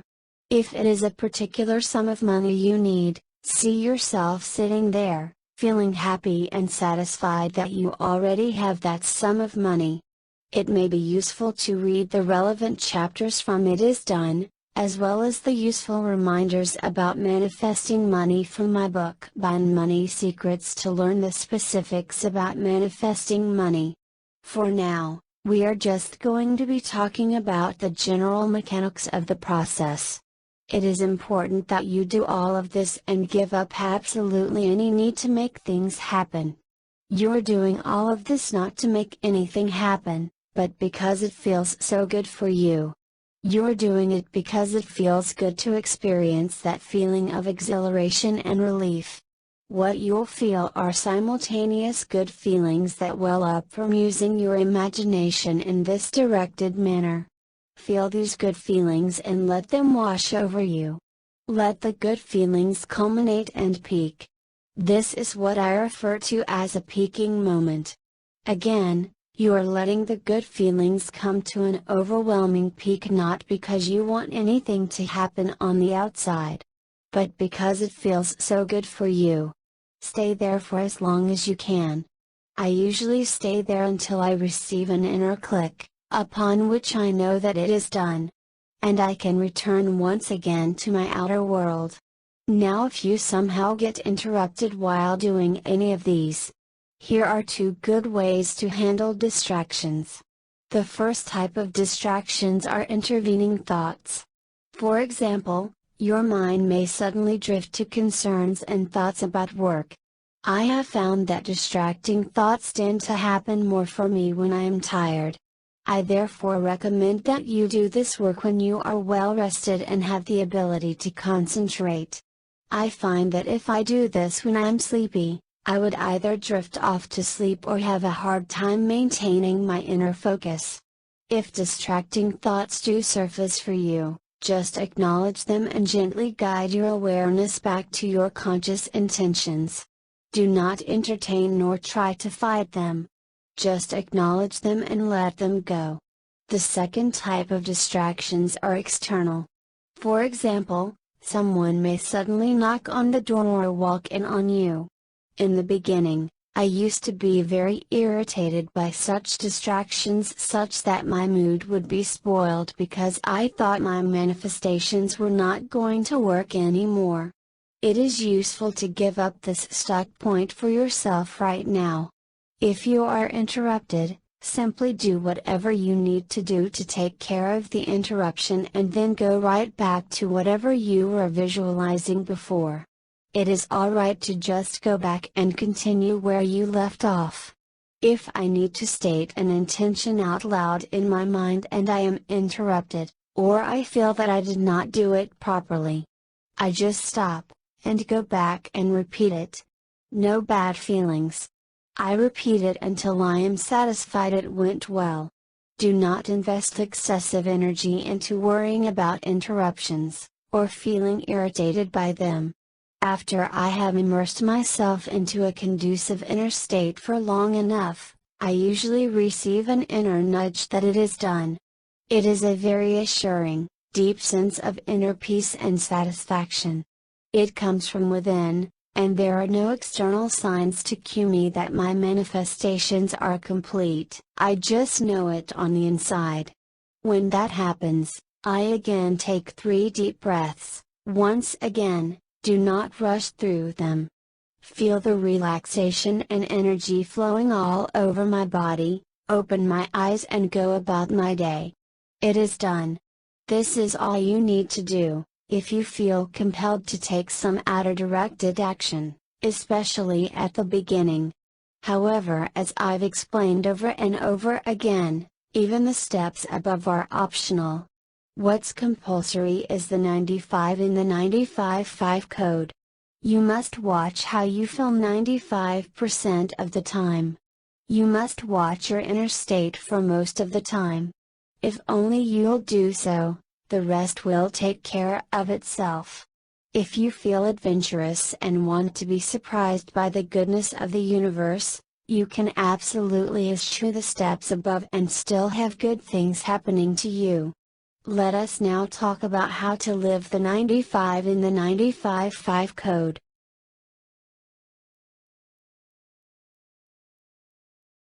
Chapter 7, Living the 95 in the 95-5 code.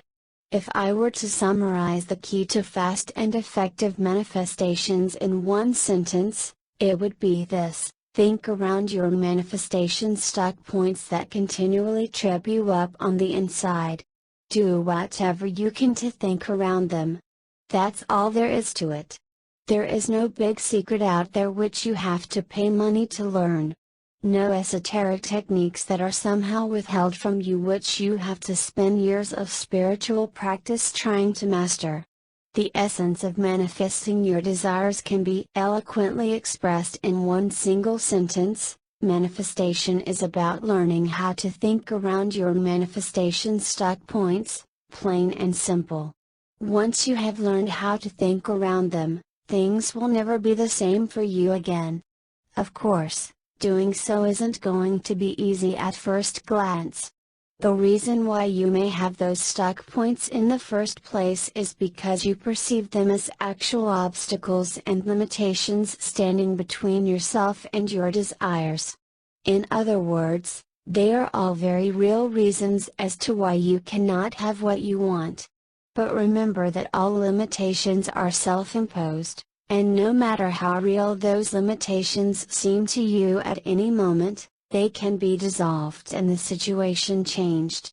On the contrary, the more you allow yourself to be transfixed by the illusion of those limitations, the more you solidify them permanently in place through your continued focus, insistence on them, and make it extremely difficult for yourself to experience an alternative reality where your desires are already manifest.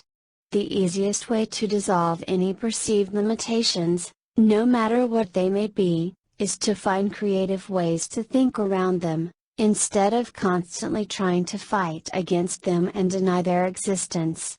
Therefore, manifesting anything is always an inner exercise in mental focus. When you allow yourself to straighten out the kinks on the inside, no matter how long you've had them, your outer manifestations have to follow.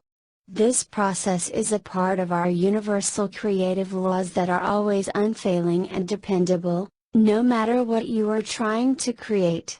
Some of you may argue hard against the use of my word illusions. These manifestation stuck points may not seem illusory to you. But I can tell you, having gone through this process time and time again, that they are just that, mere illusions that we perceive to be the problem. Even the hardest and most stubborn of illusions can be dissolved by simply changing our perceptions, because these perceived barriers are not even real in the first place. So give up the reasons for why you cannot change them, or think around them, just because you've had them for such a long time. One of the most common excuses I've heard for not being able to give up any of these self-imposed limitations is because we have been stuck with them for the longest time. But why should the length of time we've had to put up with something dictate whether we can get rid of it right now, or within the next few hours? Even that in itself is a manifestation stuck point. Give all of those up. Think around them.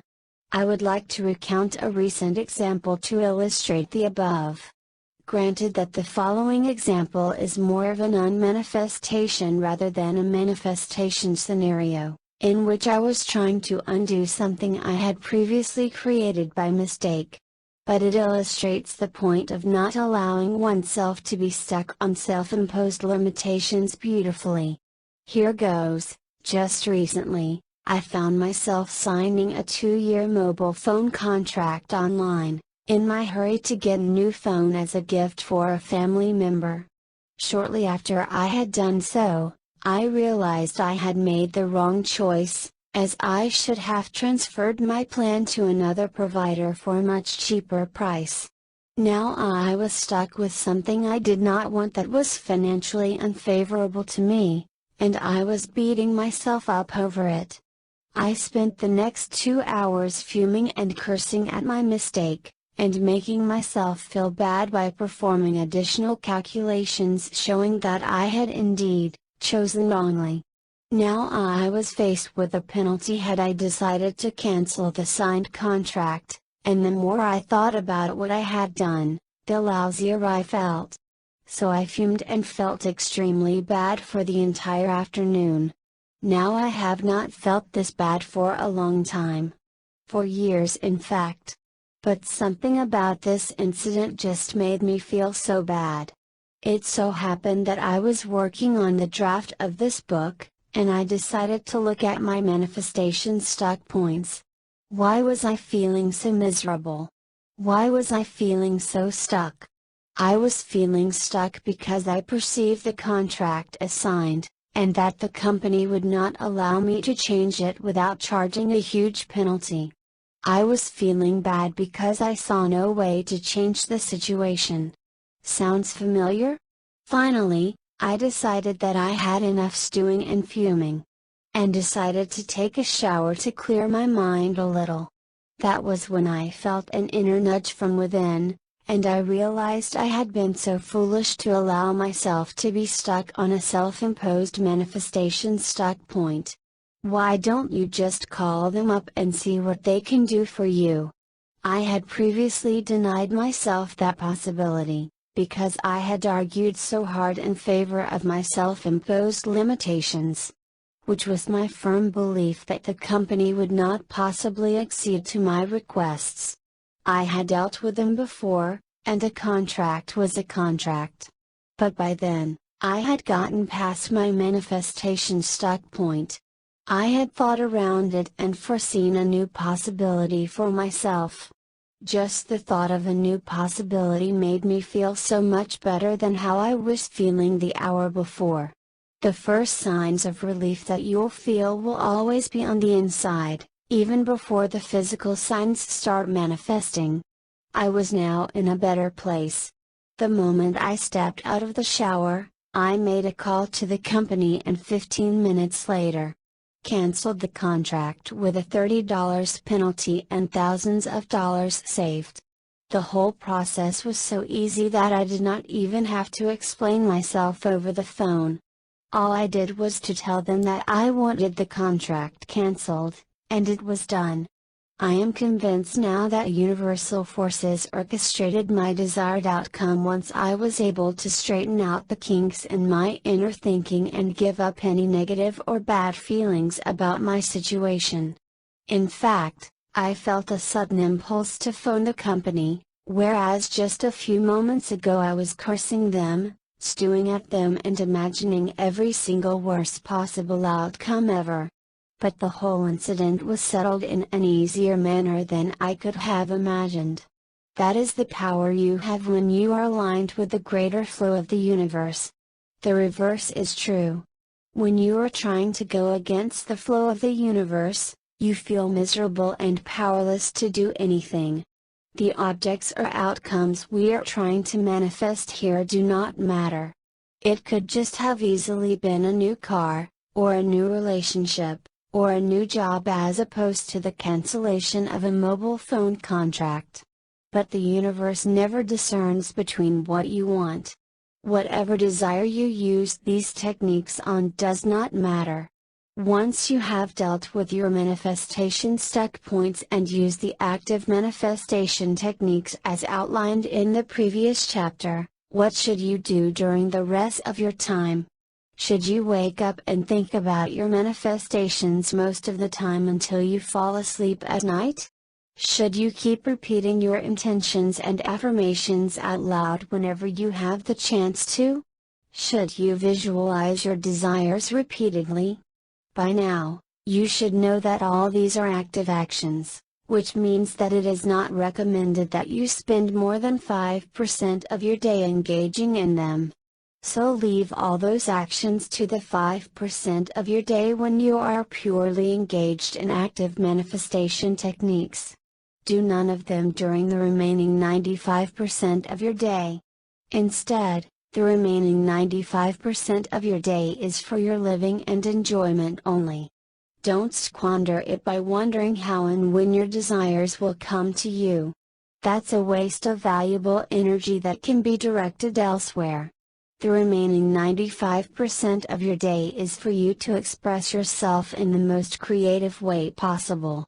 It is for you to savor and enjoy, not to worry about whether a particular outcome will result, or whether the things you ask for will come true. After you have set your intentions and become clear on them, let them go.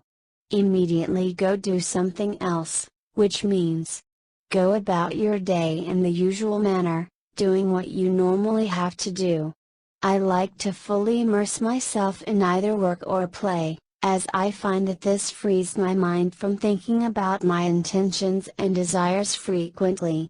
I now know that they are taken care of by the safe hands of the universe, and that universal forces have already been set into motion in response to my intentions and desires.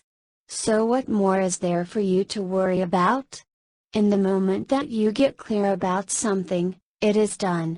What you should do after setting your intentions and desires, during the 5% or less of your day, is to immerse yourself wholeheartedly into living life to the fullest. If you are currently engaged in any job or livelihood, put your heart and mind into your job and perform it to the best of your abilities. Rest in the assurance that whatever you ask for is already done, and on its way. If you find it difficult to do so, if intruding thoughts of worries and fears keep creeping back into your conscious awareness, first be thankful for those worrying thoughts because they are a sure sign that you have not completely dealt with your manifestation stuck points. It follows that if you resolve most of your manifestation stuck points, intruding thoughts and worries will no longer creep into your awareness as frequently. So if worrying thoughts keep coming back, take a close look at their content without entertaining them. Take a close look at the triggering thought.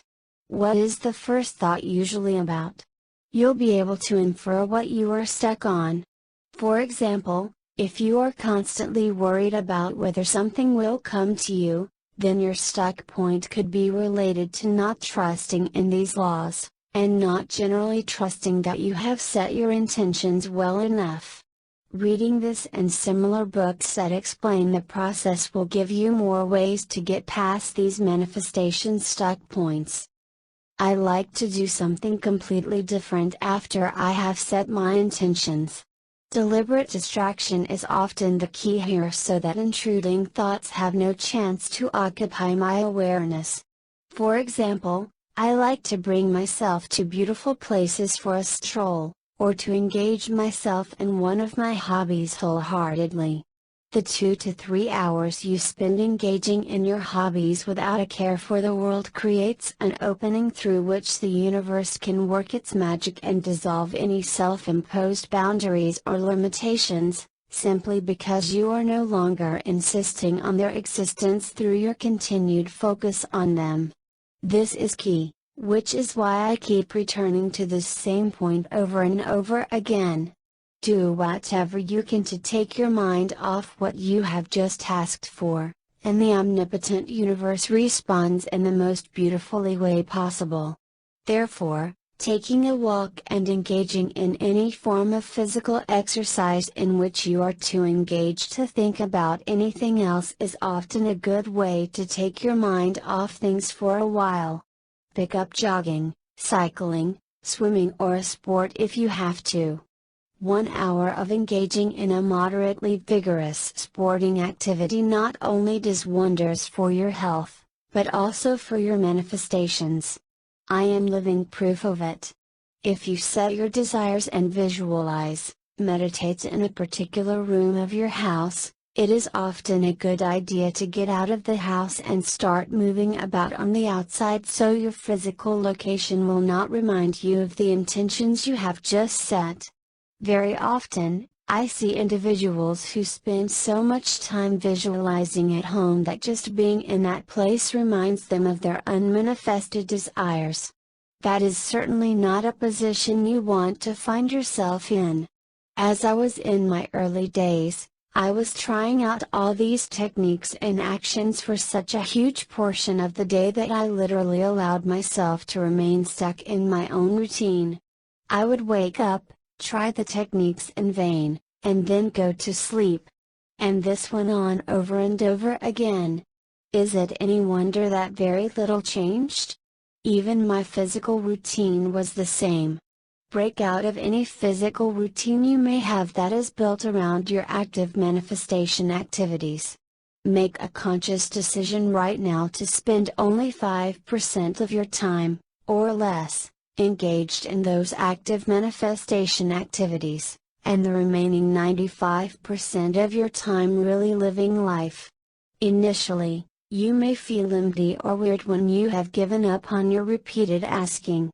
You may suddenly find yourself with lots of, or more, free time on hand. In which case, it is a good idea to see if you can replace that free time with fruitful and meaningful activities that you enjoy doing. In the past few years, I have signed up for interesting classes, picked up new hobbies and done things which I normally would not have done. All using the huge amount of time I previously spent visualizing and trying to make all these manifestation techniques work. Remember, your life is for living and not for you to engage in all these actions to ask or attract what you want. If you are spending disproportionate amounts of time on these actions and still not getting what you want, perhaps it is time to change tact. I have been surprised by all the good that has come to me ever since I adopted this new way of living. Even though I have greatly reduced the amount of time I've spent stating or visualizing my desires, the good that has come to me must have increased 1,000-fold and keeps on coming in response to my greater allowance of it.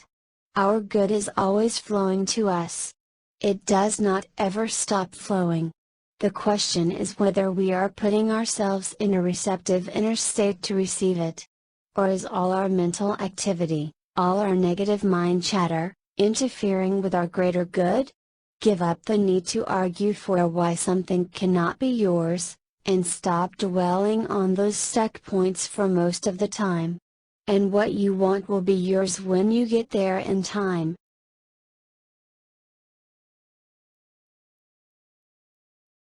Chapter 8, Living the Immersion Technique. Over the years, I have made it a point to constantly tune in and check how I am feeling on the inside. As mentioned, this can be difficult to do without any prior spiritual training since by default, our attention is always placed on something outside of ourselves. Notice how at this very moment, you are focused on the words on this page. That is something outside of yourself.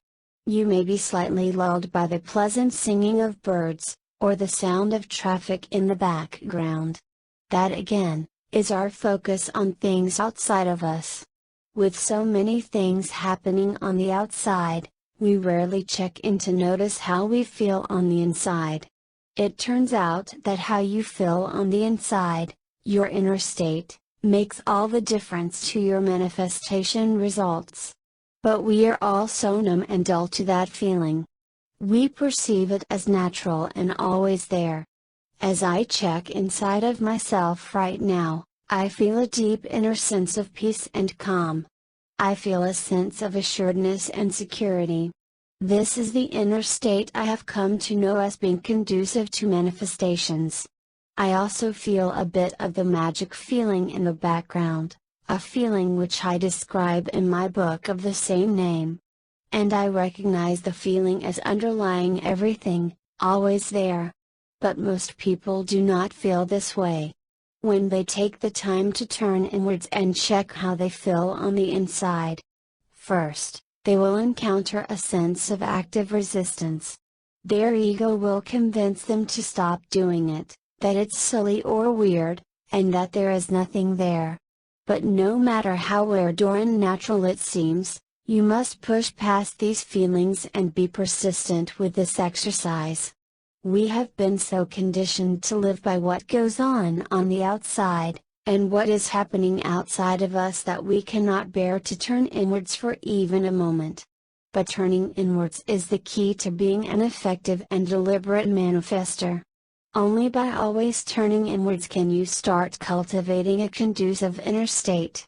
So for the next few moments, I would like you to sit quietly by yourself and turn your conscious awareness inwards. Sure, you will still be aware of the chair you're sitting on, or the words on this page. But turn your awareness inwards and notice what's happening on the inside. Notice how you are feeling on the inside. Take a reading of how you feel and just notice what is there. Is there a sense of deep inner calm and peace? Is there a sense of inner lightness? Or is there a tinge of worry and fear? For most people, there will be a slight tinge of worry or fear. One of dis-ease or discomfort. But understand that these feelings arise from the negatively conditioned mind, which has been trained to spontaneously bring up these feelings over long periods of time. This is not our true nature. I was lying in bed one night and my thoughts drifted to the time I was a little boy. I had been born premature and grew up as an extremely shy and timid boy, always afraid of everything. That night, as I lay in my bed and drifted off to sleep, I somehow thought back to the time when I was little Richard. I then began to realize, somewhat surprisingly, as I stepped into my body back then, that I was constantly filled with an overwhelming and profound sense of fear. Suddenly, all those feelings came rushing back to me and they seemed all too real. I know those were the exact feelings I felt back then when I was a child, and continued to carry with me throughout my teenage years. That feeling of being fearful, worried and scared, of being self-conscious, was actually what I carried around with me all those years with such intensity. That was a huge revelation for me. In that moment, I received all the answers I needed. I knew why certain things in my life turned out the way they were, and why I lived a certain way as I was growing up. It was a liberating realization that confirmed everything I teach today. While I know today that our inner state influences our outer results and teach this truth passionately, going back to that time as a young boy allowed me to understand why certain things happened the way they did. I had always thought I was the victim of circumstances growing up, that people were somehow unkind or mean to me. I always thought I was the unlucky one, perhaps not vocalizing those words but subconsciously feeling them at a very deep level. But being transported back into how I was as a child that night and going back into my previous inner state confirms everything I now know today. How could things have been otherwise when I was always so worried and fearful?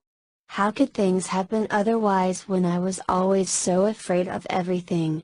I remember the fear as being intense. The good news is that as adults today, we have the power to change our inner states at will. No longer are we at the mercy of authority figures in our lives, who while having our best interests at heart, may themselves not fully comprehend these wonderful universal laws. Therefore we as adults today have the freedom to choose. In every moment, we can choose how we want to feel. And hence what we want to create. So check in right now and make a mental note of how you feel. I am not asking that you try and change the way you feel, but merely to recognize and notice how you feel. Just noticing it is enough. Do you feel 100% light, peaceful and calm? If so, your manifestations will be coming very quickly. Do you feel 80% light, peaceful and calm? with a 20% feeling of worry or uneasiness? If so, do not despair, because the moment you drop and reduce that 20% down to zero, things will happen to you in such easy, effortless ways that you will be amazed. Make it your goal to get whatever negative feelings down to zero. That's the most important. I like to devote the next half of this chapter to walking you through the immersion technique, which I've found to be very useful for letting go of negative worries and living fully in the now. It does not matter what activity you choose for this immersion technique, but it should not be one of the active manifestation techniques that you do during the 5% of your time. In other words, it should not be any actions which you do to ask for your manifestations. The immersion technique can be used on anything else, for work, play, or even mundane activities like tidying your closet. Sometimes, I prefer to work on seemingly mundane activities just to clear my mind a little and create an opening for the universe to work its magic. The way to do the immersion technique is to immerse yourself fully, wholeheartedly, in whatever activity you have at hand. For example, let's suppose that you have just done the 5 activities in the 95-5 code, and now you're switching modes and going back to your daily life. You are now living the 95 part of the 95-5 code. What you should do when living this 95 is to pick whatever activity that you have to do, and then immerse yourself fully in it. Let's suppose that the activity I have to do next is to draft an email to an associate at work. Instead of just mindlessly typing the email like you would do before, going through the motions of it, be extra aware and conscious of each step as you do it. This is not entirely the same as concentration or being in deep focus. Rather, do it with a sense of purpose. Let the act of drafting that email and typing it out fill your entire consciousness such that what you have just asked for while you were visualizing is completely out of your mind. Immerse yourself so wholeheartedly in whatever activity you are doing at hand that you completely forget what you asked for. The same goes for other activities you may choose to engage in. Suppose that you choose to go shopping for groceries after you engaged in active manifestation. Instead of doing what you've always done in the past, which is to shop for groceries mindlessly, going through the motions, while letting your thoughts float to your usual worries or desires, make it a point to immerse yourself completely in the shopping for groceries. Notice the labels, the freshness of the produce, the texture, the sights, the sounds and the colors. Notice things that you haven't noticed before. Develop a genuine interest in everything that goes on around you. Observe people and their emotions. Feel happy for them. When you engage yourself with full awareness, when you are 100% present in any moment, you are living to your fullest potential. You are engaged to the maximum. If you need to be in conversation with someone, then become super aware and present when you're having the conversation. Don't pretend to listen and let your mind be somewhere else. No matter how trivial or mundane the conversation may be fully present and notice everything the other person is saying. Notice the words coming out of your mouth and how you formulate the responses in your mind. Notice how much you are enjoying the interaction and the conversation. This is the art of full immersion, and the art of being completely in the present moment. Why is it important to live in this manner? You may think that all this is just a spiritual exercise, something which has been expounded and espoused by so many New Age writers on being here now, or being fully aware and present. But it is not just a New Age fad or concept. This practice brings about tangible benefits to your life. First, you'll notice yourself enjoying life more. You'll be fully living and savoring each moment as it goes by. Instead of savoring only half of the moment. and spending the other half in some imagined world of your problems. You'll realize what it means to be truly alive. I've always found it interesting that individuals, especially in modern times, have taken to more and more extreme activities that push the boundaries of excitement or thrill. They have been increasingly willing to go for adrenaline-rushing activities, all in the name of seeking that new high. But do you know why they are even seeking that high in the first place? Many of them are looking for sensory stimulation beyond what daily activities can provide. They want something that can deliver them to a higher place of exhilaration and good feeling, hence all the almost dangerous, daredevil and sometimes even illegal activities. Doing so is like trying to increase the flow of water when your pipes are clogged by connecting it to larger and larger pumps, when a simpler solution is just to unclog the pipes or increase the size of the pipelines. An individual who is fully engaged in very moment and who is always present feels the full exhilaration and joy of life. That sense of joy and enthusiasm is so intense and overwhelming that it permeates every single cell of your body. It's like the best feeling in the world, and you can be immersed in it round the clock if you want to. It is the magic feeling that produces instant manifestations. It's the highest high one can possibly get, and there is no limit to how good you can feel. Once you realize this truth and experience this state that can be obtained from turning inwards, you'll not see the need to engage in any of those outer activities just to get that temporary high, or to make something happen on the outside. Perhaps the most counterintuitive realization about living in this manner is that once you fully immerse yourself into each present moment, not caring for either the future or the past, you don't even care about whether your desires become manifest or not. You're too busy living in the now moment and feeling the good feelings of it to care about the past or worry about the future. You start to find joy in everything that you do, no matter how mundane it seems. And because of your newfound attitude of hootlessness and divine indifference, things will then start happening for you.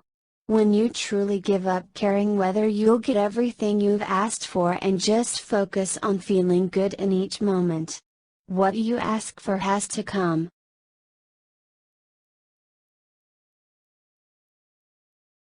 Chapter 9, The Universe Holds Your Intentions in Escrow.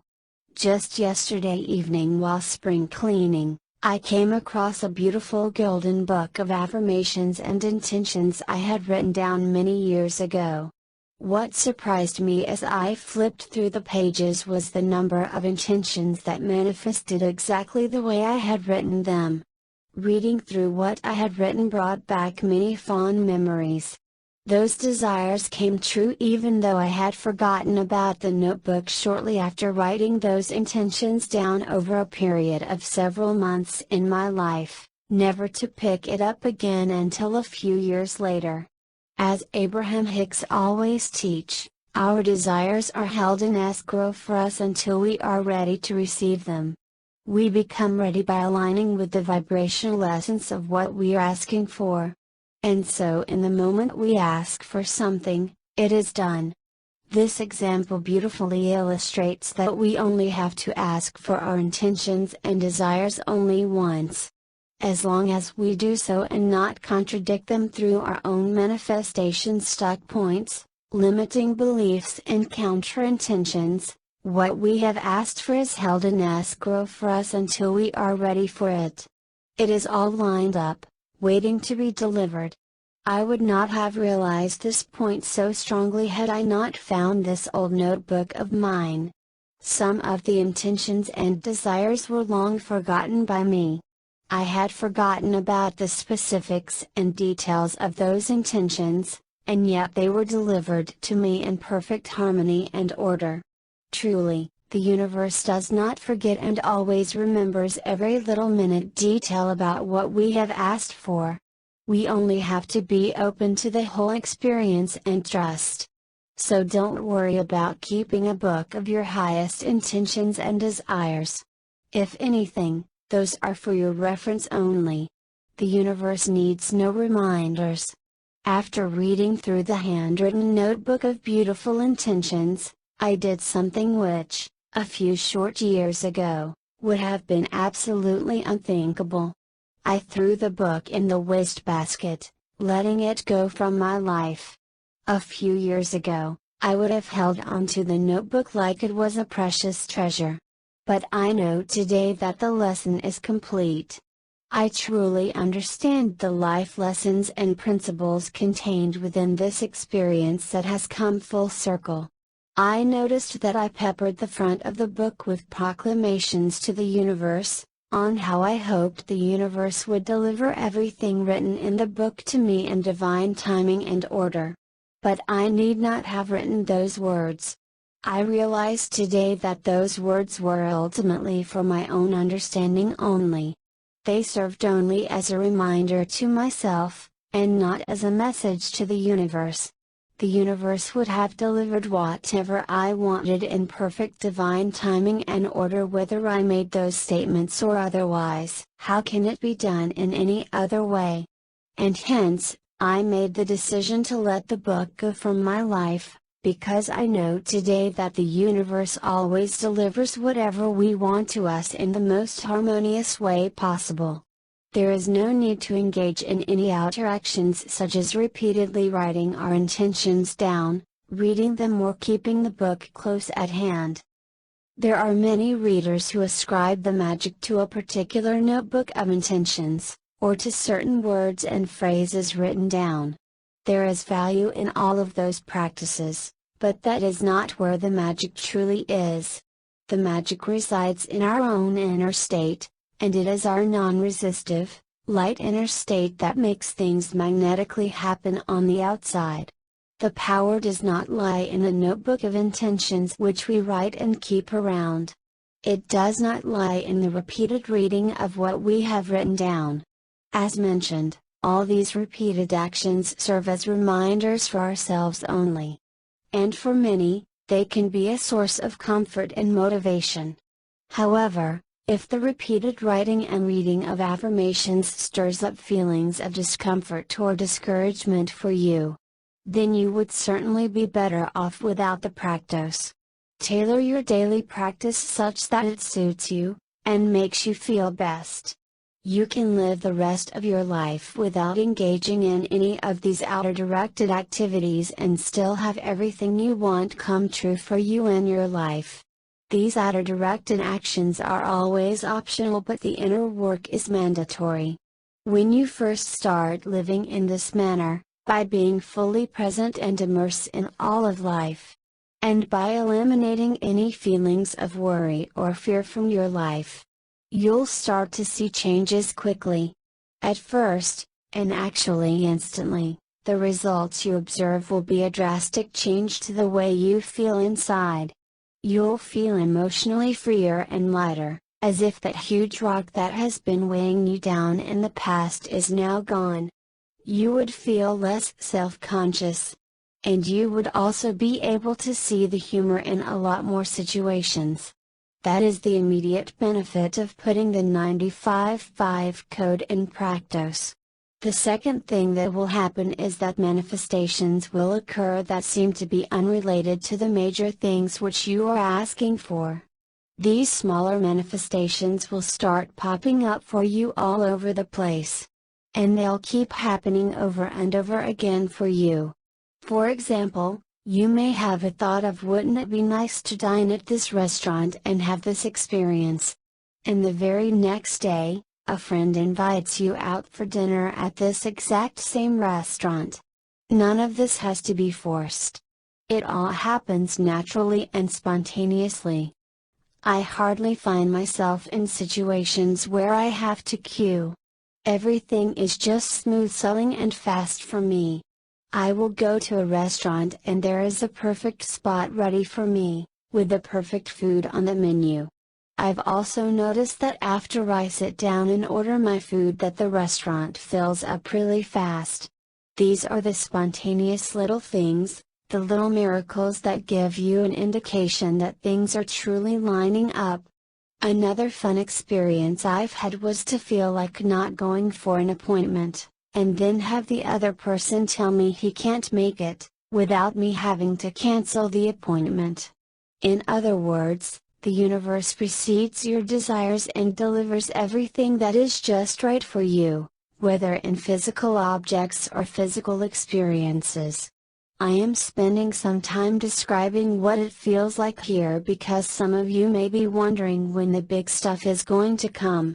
After so many years, I've understood that when all the seemingly small stuff starts lining up, that is when a whole lot of energy, and momentum, is moving all that big stuff into place as well. Remember that the size of our requests is only relative, and the universe does not discern between any of those. So focus on your inner state and what you do during 95% of your time, and the universe will take care of the rest. If you find it difficult to keep your mind away from your intentions and desires, or from worrying about them, then use the full immersion technique that I shared in the previous chapter. Immerse yourself completely in living your life, and become extremely aware of every single small detail and now moment as you are going through the experience. Do this for the next task, and then the next, and the next. And so on throughout the day. If you'll remind yourself to be fully engaged for your normal waking activities, you will be turning away so completely from what you have asked for that the universe is free to do its planning and magic. The full immersion technique focuses your attention on what you can do. It focuses your attention on the part of the equation which you can change, which is living life the best you can, and taking care of whatever that comes up for you, as it comes up. Resist the urge to check reality for signs of your manifestation. It is hard for reality to change if you keep checking it. Before using the full immersion technique, I was constantly sitting around waiting for the universe to deliver the things I've asked for. I was constantly checking to see if things have changed on the outside, and if my stuff has arrived. Hence I would engage in those active manifestation techniques, sit around and wait. And then engage in those manifestation techniques some more. You would think that my constant asking for things would cause them to come faster into my life. But I can tell you today that my life was at a complete standstill. Nothing creative or productive was happening. I can now see that an individual who lives this way is not living his highest good as intended, but is living a life completely devoid of any creation. He thinks he is creating, when all he is doing is in fact creating the same reality over and over again. Therefore, do not dismiss any aspect of your life as less important. Do your best and take care of what needs to be done at hand. Most individuals who start doing spiritual manifestation work tend to see the rest of their activities, their daily activities, as comparatively useless, and start focusing exclusively on the practice of whatever manifestation techniques. They start spending inordinate amounts of time on the 5 in the 95-5 code, thinking it is what makes all the difference. That cannot be further from the truth. Life is for your joyful moment-to-moment living, not to apply one manifestation technique after another. Live the best you can, with whatever you have on hand. And soon the universe will deliver some surprises to you in the most amazing way possible. This quote by spiritual mystic Osho sums it up perfectly. If you cannot be a creator, if you cannot love work, if you cannot love life, then the only possibility for you is just to be a beggar. Like everyone else, I have errands to run, work to do, some activities arguably more enjoyable than others. I have a life to live. But I do all of them fully immersed and engaged. Don't make the mistake of only doing things that you foresee can lead to a manifestation. Don't discern between activities that make things happen, and those that do not. Because at the end of the day, how would you know? The universe works in mysterious ways, and I've been led on the path by having things turn out completely different from what was expected. So always listen to your inner impulse and not base your actions on whether they would achieve something on the outside. Even the mundane tasks are enjoyable because they allow me to take my mind off things and become fully focused on whatever is at hand. When I am so deeply immersed in the now moment, I am alive. Immersing yourself fully into the task at hand while you go about your daily activities turns out to be an extremely effective manifestation technique, as counterintuitive as it seems. It stops your wandering mind from questioning when and how something is going to come to you. It is the best way to take care of the intervening buffer time. If you will spend this buffer time living life comfortably, you wouldn't even mind the existence of it. It is only when you sit around and wait that it becomes extremely glaring and sticks out like a sore thumb. Have you ever sat around waiting for a package to arrive in the mail? You know, the why is it not here yet feeling, and it does drive us nuts. The simplest solution is just to go do something distractingly fun in the meantime.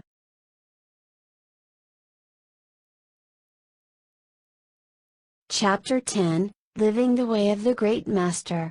For years, I heard Abraham Hicks teach that the only journey one has to ever make is on the inside, an inner journey. The first time I heard it, I was extremely skeptical and in disbelief about this claim. What do you mean the only journey I have to make is on the inside? Making all these inner changes is certainly not going to lead to anything happening on the outside. I need to go out there and start doing something. Now show me what I have to do to get my stuff. I continued to be stuck on this point for many years. Until one day I finally realized through my life experience that it's all true. Every bit of it is true. The only journey anyone has to make, to have anything happen on the outside, is our inner journey on the inside. While that sounds simple enough to do, it is actually the most difficult journey to make. Sometimes even more so than any outer journey we will ever take, because we are dealing with uncharted territory here. There are no ready maps. Most of us do not even take the time and effort to look inwards and make the much needed inner changes. That's why the good most people seek continue to remain out of reach for many of them.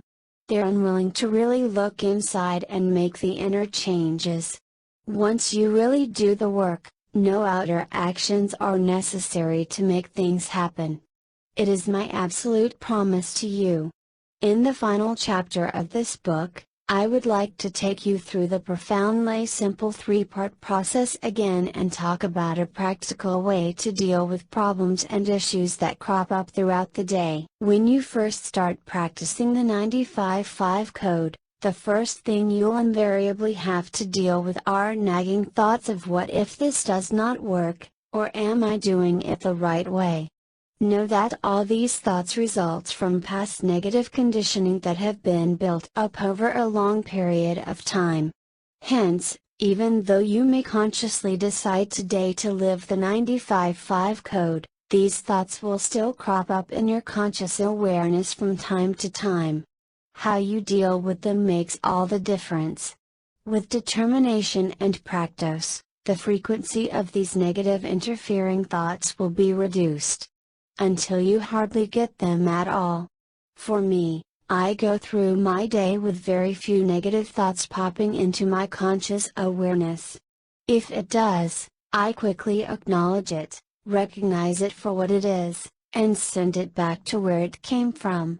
In other words, I do not entertain the thought nor allow myself to be consumed by it. I do not allow these negative thoughts to snowball.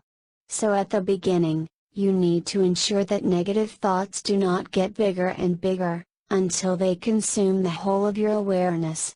It is natural to have worry thoughts, or thoughts of things not working out, especially if you have been disappointed countless times in the past. The mind always reverts to what it knows and what it is familiar with. Therefore, it keeps reminding you of the only reality which it has known. Bear in mind that you are on the brink of creating a whole new reality for yourself now that will soon become the new reference point. Hence, one practical way to deal with such worry thoughts, as they come up, is to remind yourself that the 5 in the 95-5 code is taking care of all the details. Everything is being taken care of, and there is nothing else I have to do. Whenever worry or fear thoughts came up for me spontaneously, whenever I found myself drifting off and worrying about whether things were indeed happening on the outside, I would immediately remind myself that the 5% of active manifestation activities I've done is taking charge of everything. Keep doing this each time a worry thought crops up for you, and they'll not even pop up in time to come. The converse is also true. If you keep allowing yourself to believe in negative thoughts when they come up, results will be slow in coming for you. Simply because you have not changed your inner state at all. I estimate that I probably had to remind myself around 20 to 50 times each day when I first started this process. You have to be relentless at changing your inner state if you want lasting changes to happen. Each time thoughts of what if this doesn't work crop up, assure yourself that things are being taken care of by the 5 in the 95-5 code. Then turn your mind away completely. Forget what you have asked for. You have done all the asking, and it is done. The second practical issue one may have to deal with are actual problems and issues that crop up throughout the day. This is different from spontaneous negative thoughts resulting from past conditioning, in that these are related to certain existing conditions in your life. For example, you may perceive a problem at work, or have a particular situation that needs to be urgently resolved. Your perception and noticing of this situation stirs up negative and unpleasant situations within you. Any situation that brings up negative feelings and emotions needs to be resolved, as those negative feelings and emotions will interfere with physical manifestations in other areas of your life as well. But how do you go about doing so? A few rules of thumb are handy here. I generally do not allow myself to stew over a problem for long. The longer I allow myself to brood over it, the worse I feel, and the more negative energy I summon around the issue. Recall that it only takes 17 seconds of focused thought to set something into motion, so stewing over something for hours on end can indeed result in something unwanted down the road, which then has to be dealt with physically. While it may be difficult to do so in the beginning, you have to give up your wanting to feel bad in order to welcome greater good and manifestations in your life. This means you must have the willingness to look at the bigger picture. Would you rather have your manifestations and all the good you have asked for? Or allow yourself to stew and stay miserable on something for a few days on end just to be right? Once again, this is easier said than done. Certain issues are so in our faces that we sometimes miss the forest for the trees, but that is where your determination and discipline comes in. You must make feeling good such an overriding priority for yourself above everything else. You must condition yourself to take the high road every single time, even if it means letting the other person be right. Again, this is what Abraham Hicks mean when they say, "Nothing is more important than that I feel good." I used to think that was such a narcissistic statement. I want my stuff, not just to feel good all day every day. But I now know how logical that statement by Abraham Hicks is, because feeling good is at the basis of everything. When you feel good 95% of your time, what you asked for during the other 5% of the time has to come true. I just cannot put enough emphasis on this. Conversely, if you allow yourself to feel miserable and lousy 95% of your time, no amount of concentrated visualization or affirming will be able to take care of the negativity generated during the majority of your waking hours. Feeling good has to become an overriding priority for you to the exclusion of everything else. There will be situations in life, as you put all of this into practice, that get on your nerves. There will be situations that will test everything that you have learnt up to this point. There will be times you feel like giving up. My own limits were tested with the earlier incident I recounted. But if you remind yourself of these teachings often enough, you'll soon be able to recover from such unpleasant situations quickly. Avoid situations that throw your inner state into turmoil. A while back I was ordering a piece of furniture that failed to arrive on time, with each party denying their responsibility. The seller said they have already shipped it, while the courier said it had already been delivered. Throughout the whole episode, I adopted the stance of a neutral observer with a deep belief that everything was already settled. I could have reverted to my old mode of operation, which was to get angry at the seller for not handling it well enough, or with the courier for being so irresponsible. I could have expressed my anger or taken it out on them, but what's the use? They may have been prodded into action, but that would have thrown my inner state into turmoil too, which can only lead to undesirable outcomes. Give up the need to be right, even if you are right. Your feelings are letting you know, in each moment, how things will turn out. I decided that feeling good was so important to me that I wasn't going to let myself be bothered by any of it. I kept reminding myself that the universe was taking care of all my affairs, even when external evidence appeared to be on the contrary and when it seemed I was going to lose my money. I had such a sense of deep faith and belief that even when I met up with the seller to settle the incident, I thanked her genuinely and profusely for willing to work with me. In return, she was very nice and helpful about the whole incident, and even gave me a free gift for my inconvenience. When you make that inner journey and get past your own manifestation stuck points, outer reality reciprocates in the most unimaginable ways. Throughout the 95% of your day, allow everything that happens to be alright. Remember, feeling good must be of overriding importance to you. So before you engage in any interaction, or go into any interaction with another person or thing, ask yourself how it would make you feel. Ask yourself how your inner state will change as a result of the interaction. Does it make you feel better or worse? If it makes you feel worse, then don't do it. Don't do it just to prove that you're right, or to prove your point. Don't do something you'll regret later on, that you'll eventually come to feel sorry or guilty about. Don't. Just stay away from all that. Take the high road, even if it means letting the other person be right or letting the other party have their way. Nothing is more important than that you feel good, and it is all that matters. If you want to be an effective manifester, you have to go to great lengths to maintain your inner composure and state. You must allow yourself to be imperturbable, despite of outer circumstances and situations. When you get to that state of imperturbability and stay there, when you make feeling good 95% of the time your one and only priority in your life, everything happens and flows. Things you have asked for in the past and long forgotten, things you have barely asked for, and things you have not even asked for.